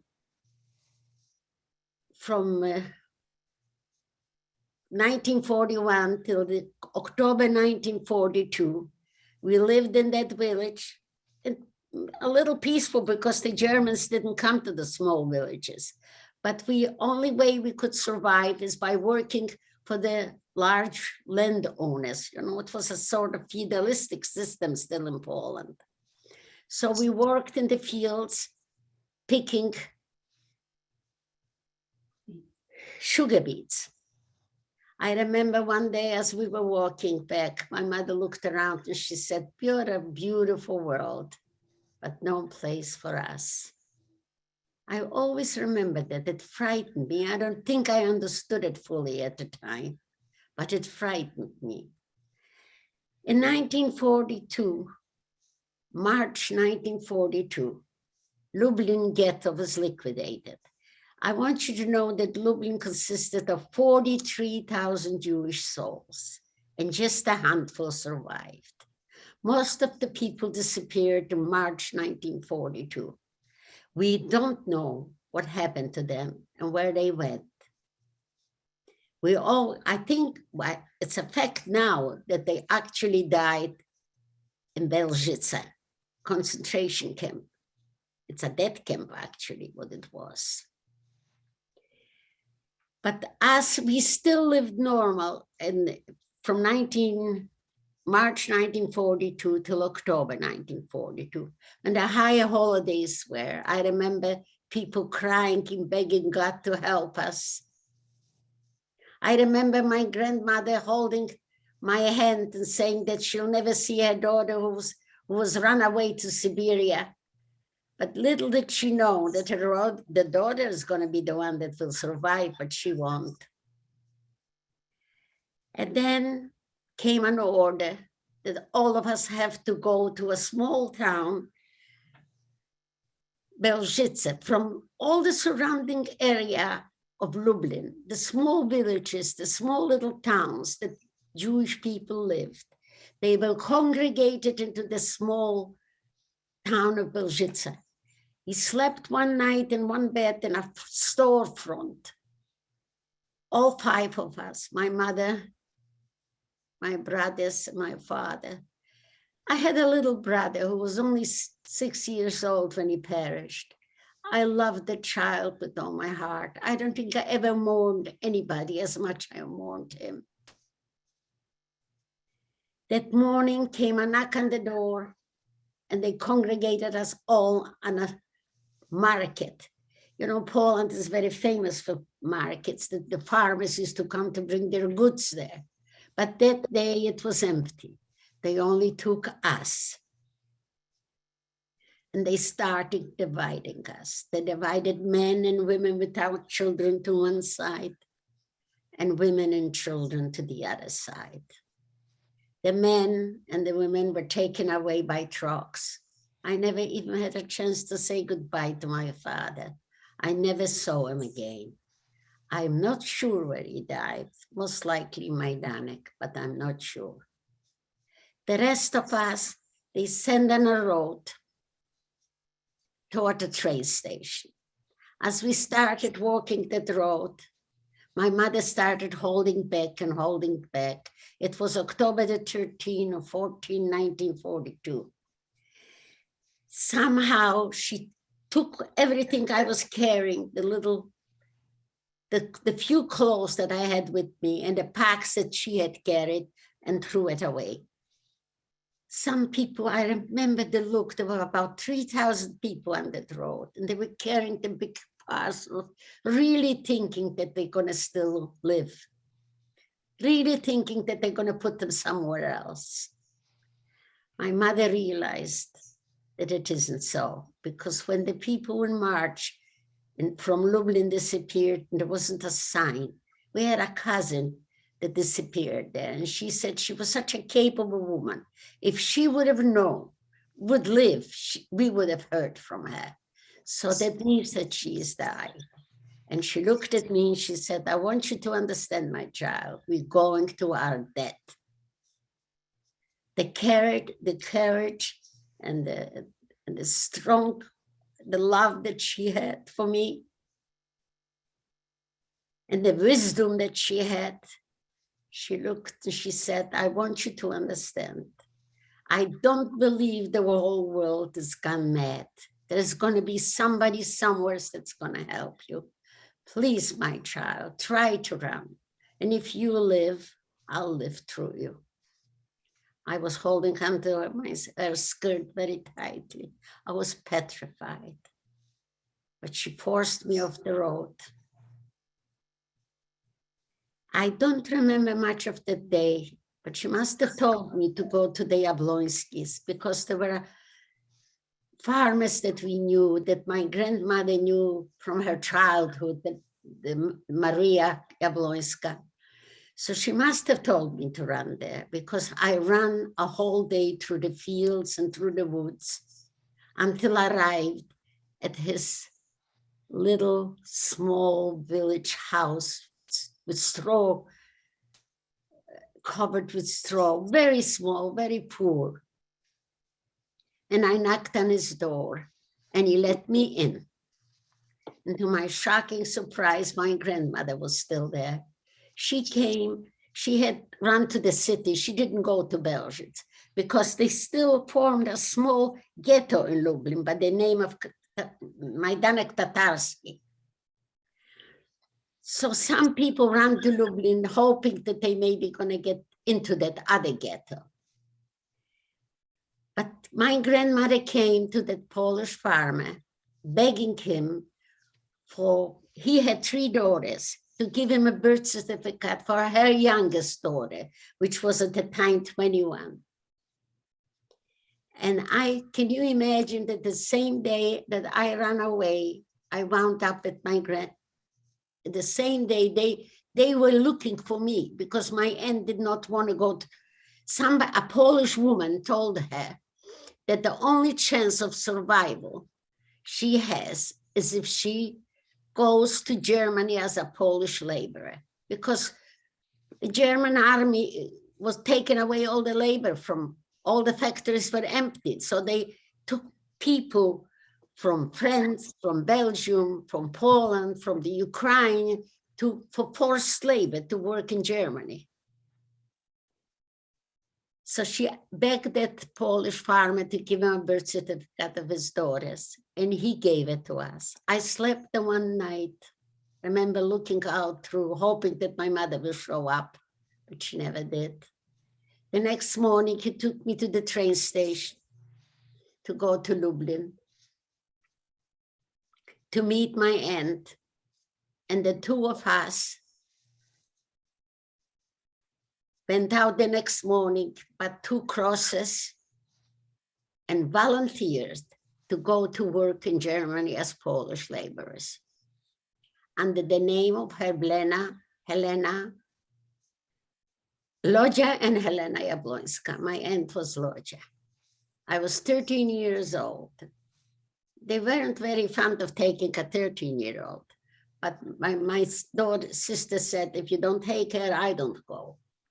So they took us.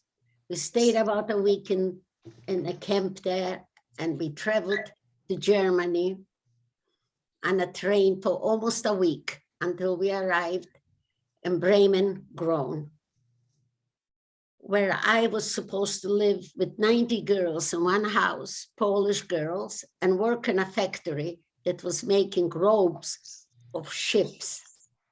The thing is that I had a different identity. I had to tell stories about my life and remember the next day what happened.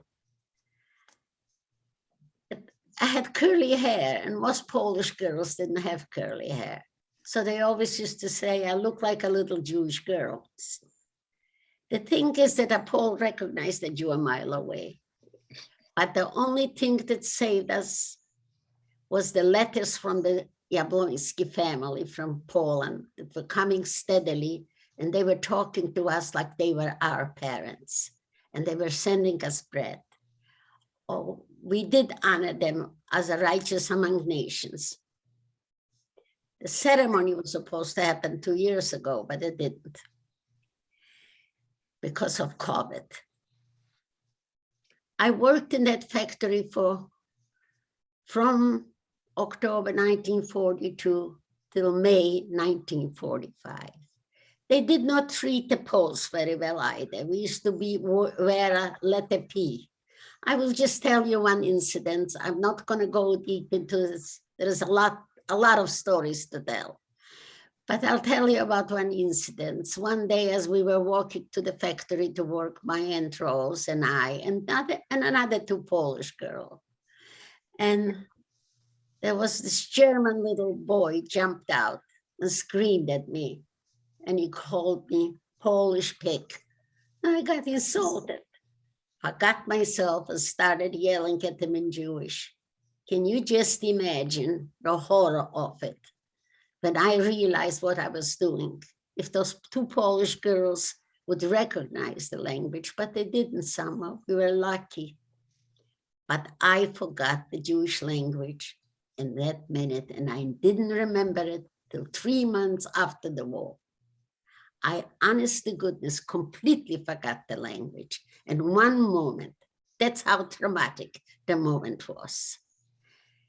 We were living in hunger and need, lice.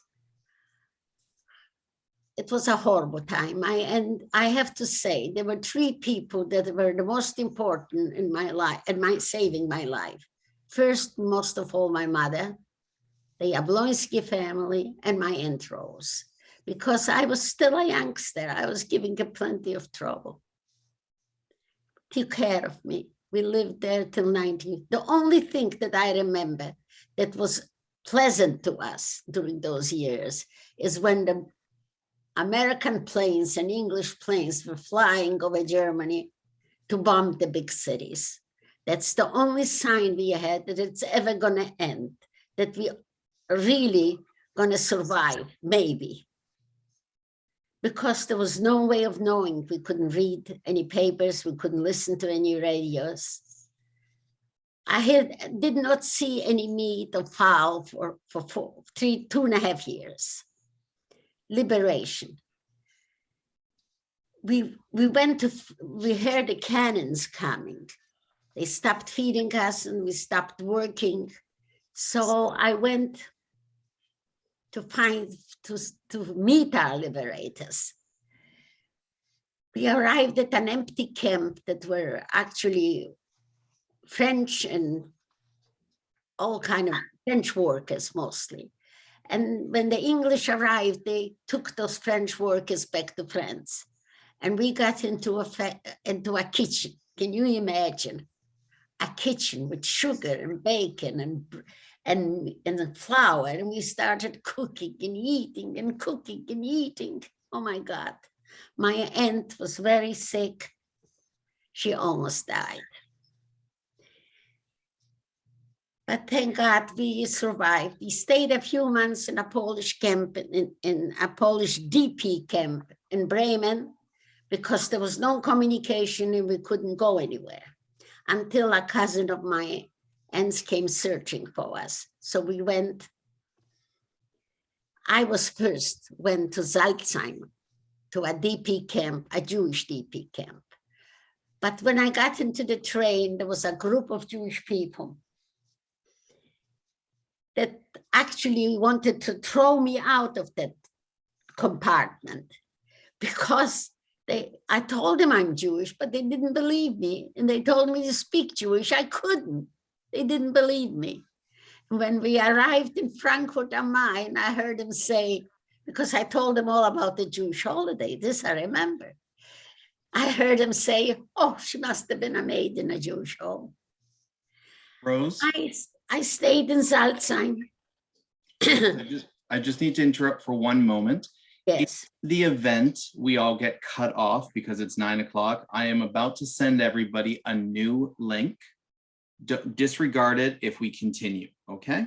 So I can continue. In the event we lose everyone in about 1 minute, there's a new link that I'm sending out to everybody. And MPP Martin, if I've just sent you a direct message, if you could read that or email me, that would be great. Rose, you can continue. And we have I can continue. Yes.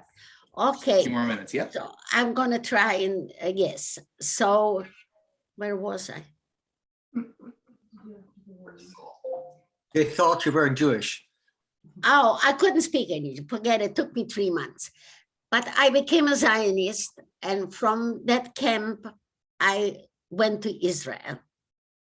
But on the way to Israel, first, they took us to Austria. From Austria, in the middle of the winter, I walked the Alps up to here in snow. I arrived in Italy, which I stayed for a year, which was a good place because they gave me a little education. You have to remember that I finished grade 3 before the war.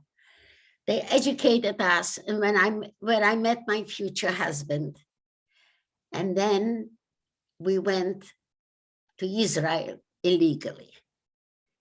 And we were caught by the same English that liberated me in 1945. I was caught in 47 and sent to Cyprus.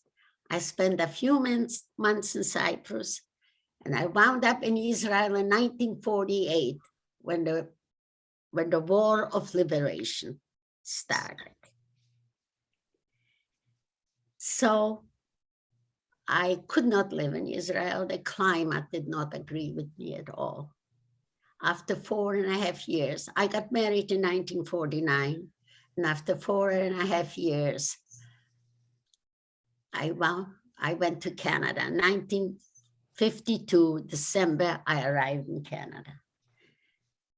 From the moment I got off the ship, I fell in love with this country. And I'm thankful for it, that it accepted me, let me live in peace, let me have a beautiful family, let me grow.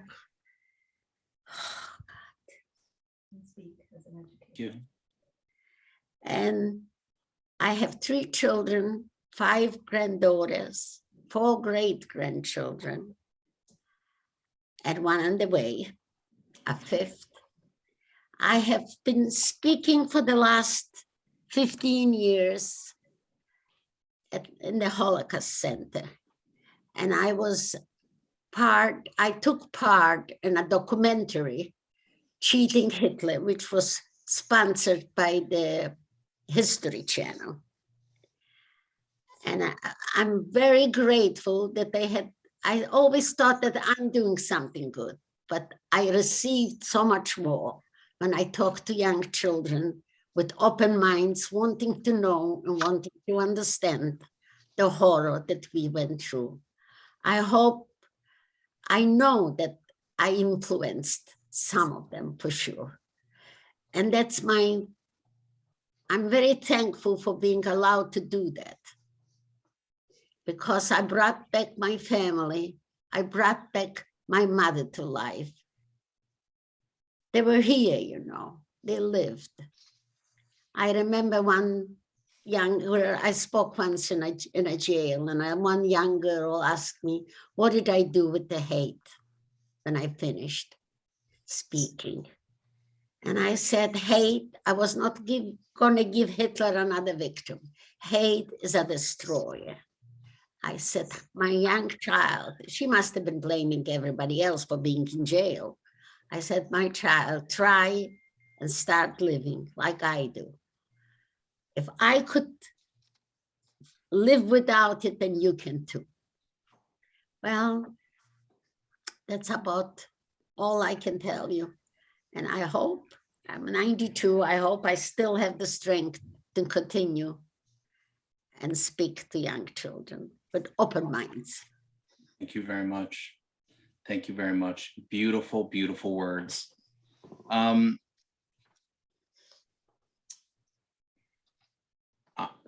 As a teacher, I'm speechless.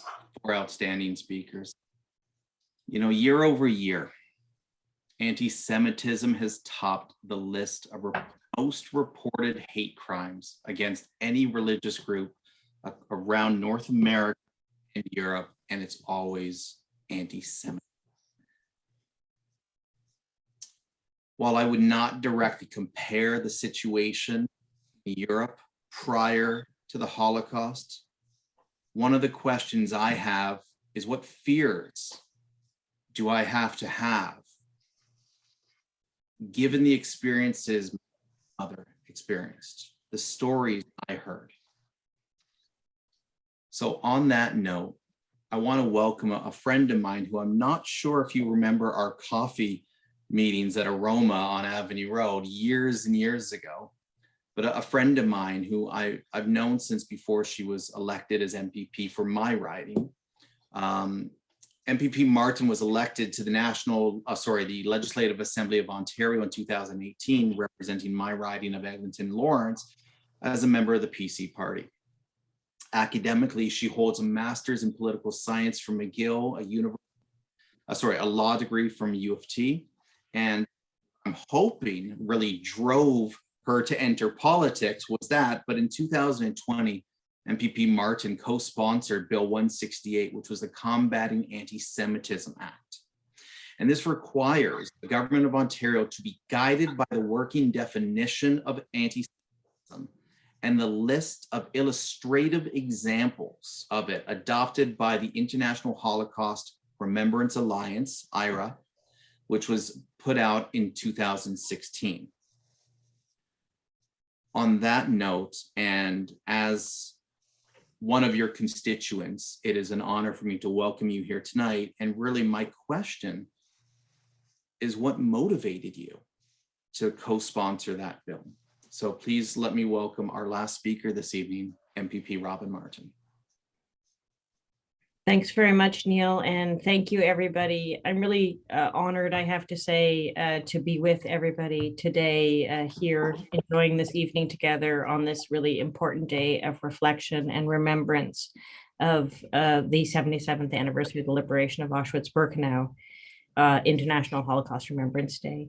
And I honestly feel very humbled to be asked to speak here in the company of the people that we've just heard give such moving testimonies about what they went through. I thank Neil and Avi for having invited me to participate this evening, if only so I could listen to the stories that we've just heard, which were so moving. And I don't think we get to hear enough of these stories.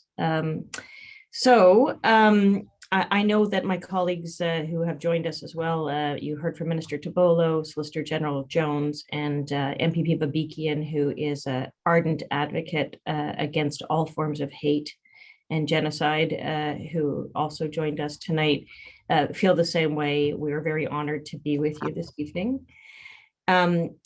As Neil mentioned, I was able to co-sponsor Bill 168 with my colleague, the MPP from Brantford Brent, Will Bauma, the Combating Anti-Semitism Act 2020.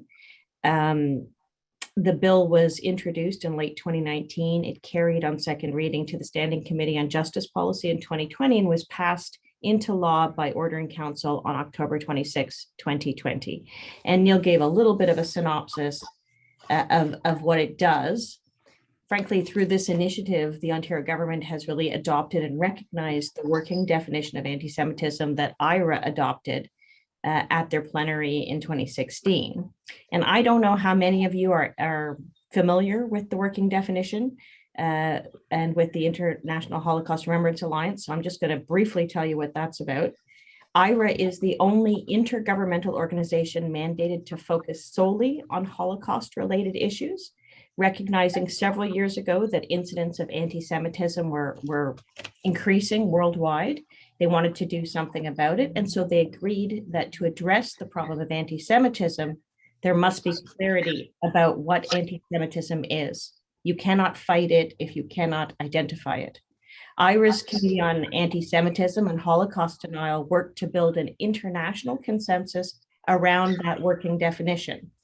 And on May 26, 2016, IRA plenary, the whole group of countries, I think there were 24 countries at the time, adopted that definition. So the definition is, anti-Semitism is a certain perception of Jews which may be expressed as hatred toward Jews.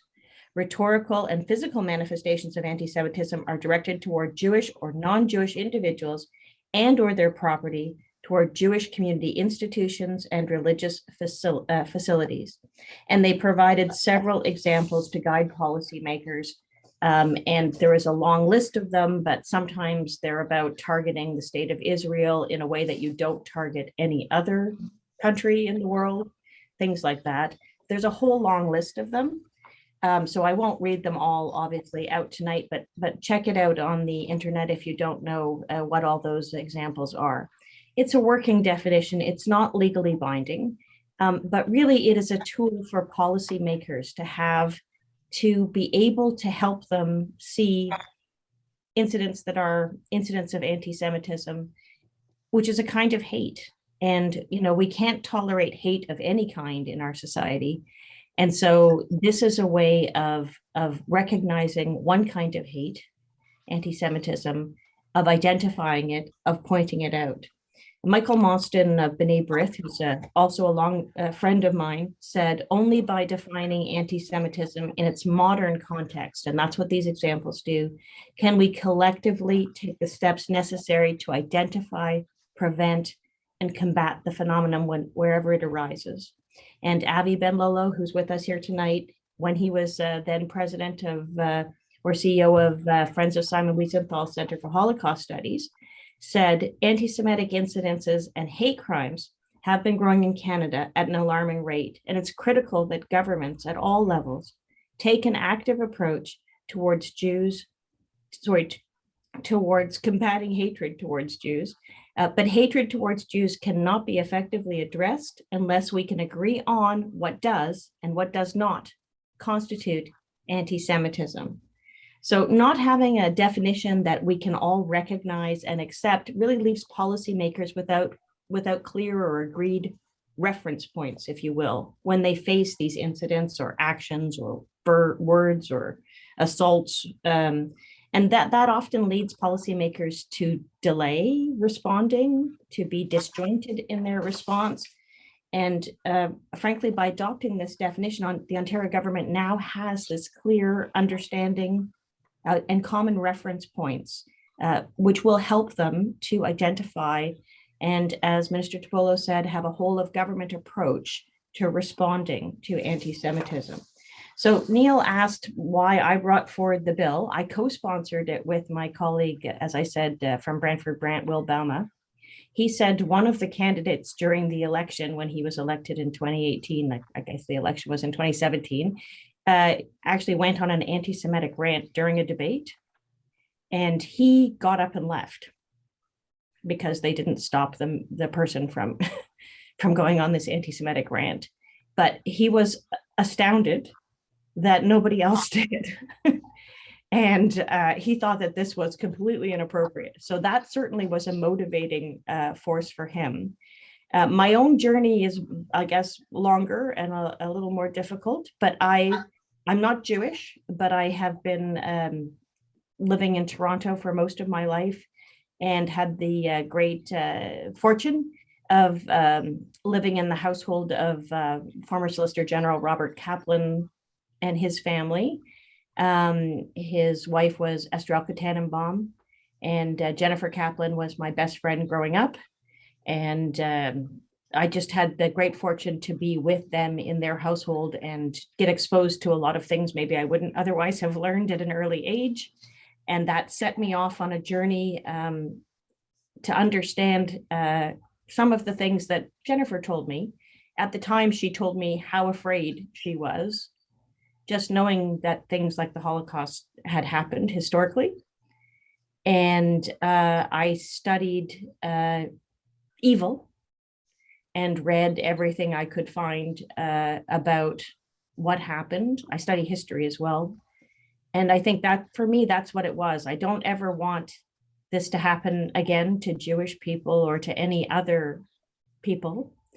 Unfortunately, there is evil in this world. And somehow, and I think it partly starts by not knowing what those incidents are, not naming them, not calling people. Somehow it's a sad thing, but it has happened historically too many times, most notably in the Shoah. And we have to do everything we can to make sure that that will never happen to anybody again, because it's inhuman. And I think we can all work toward a world where that doesn't happen. We can do better. I know we can. And I spent I spent a lot of time studying philosophy and political theory with Charles Taylor at McGill University, and learning about all of this. And I think that, the more we can teach the young people, which Max and Rose and Gershon and Suzanne have done, and the more the rest of us could continue to do that, about the fundamental dignity of every human person, whatever their race, religion, creed, sexual orientation, whatever, they're all people and they all deserve our fundamental respect. So these are things I fundamentally believe in. I think that's where it all comes from, Neil.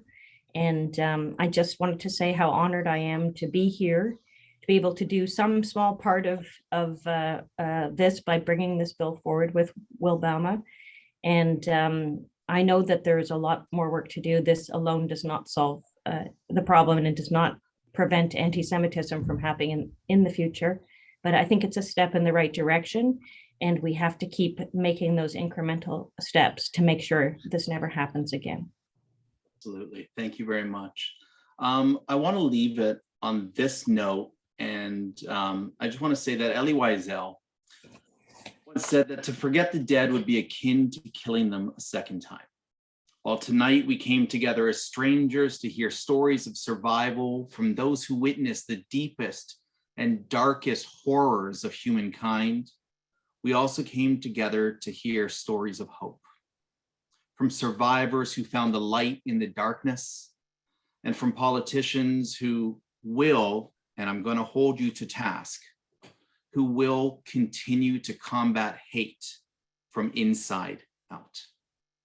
Tonight's songs by the cantor should remind us how evil humans can be, but so too should the cantor's voice help us.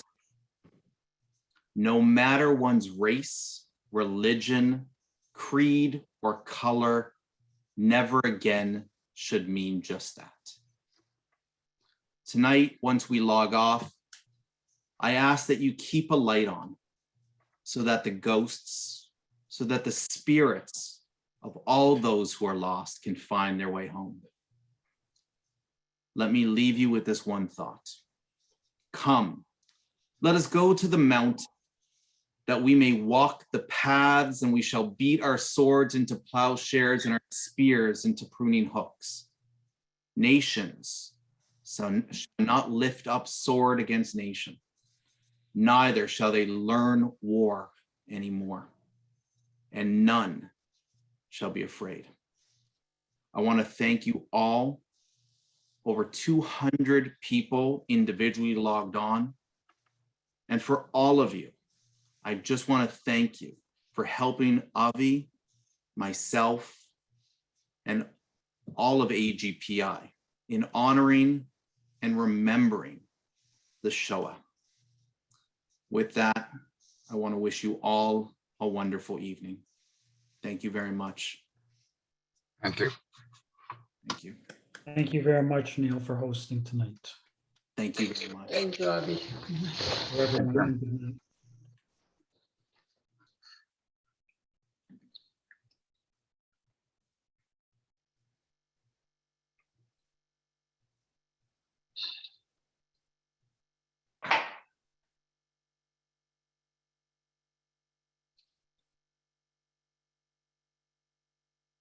Thank you, Cantor. Max, thank you, Gershon. Thank you, Rose. Thank you, Susanna. Thank you, all of the MPPs, all of our ambassadors for joining us this evening. Thank you very much. My students who are still here.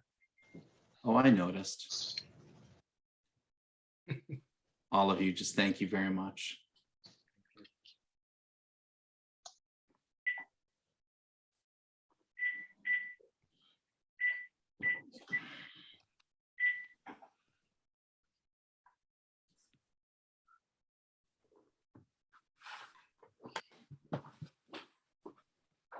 If the ambassador, oh wait, let me do this. Oh my God, I guess, are we supposed to log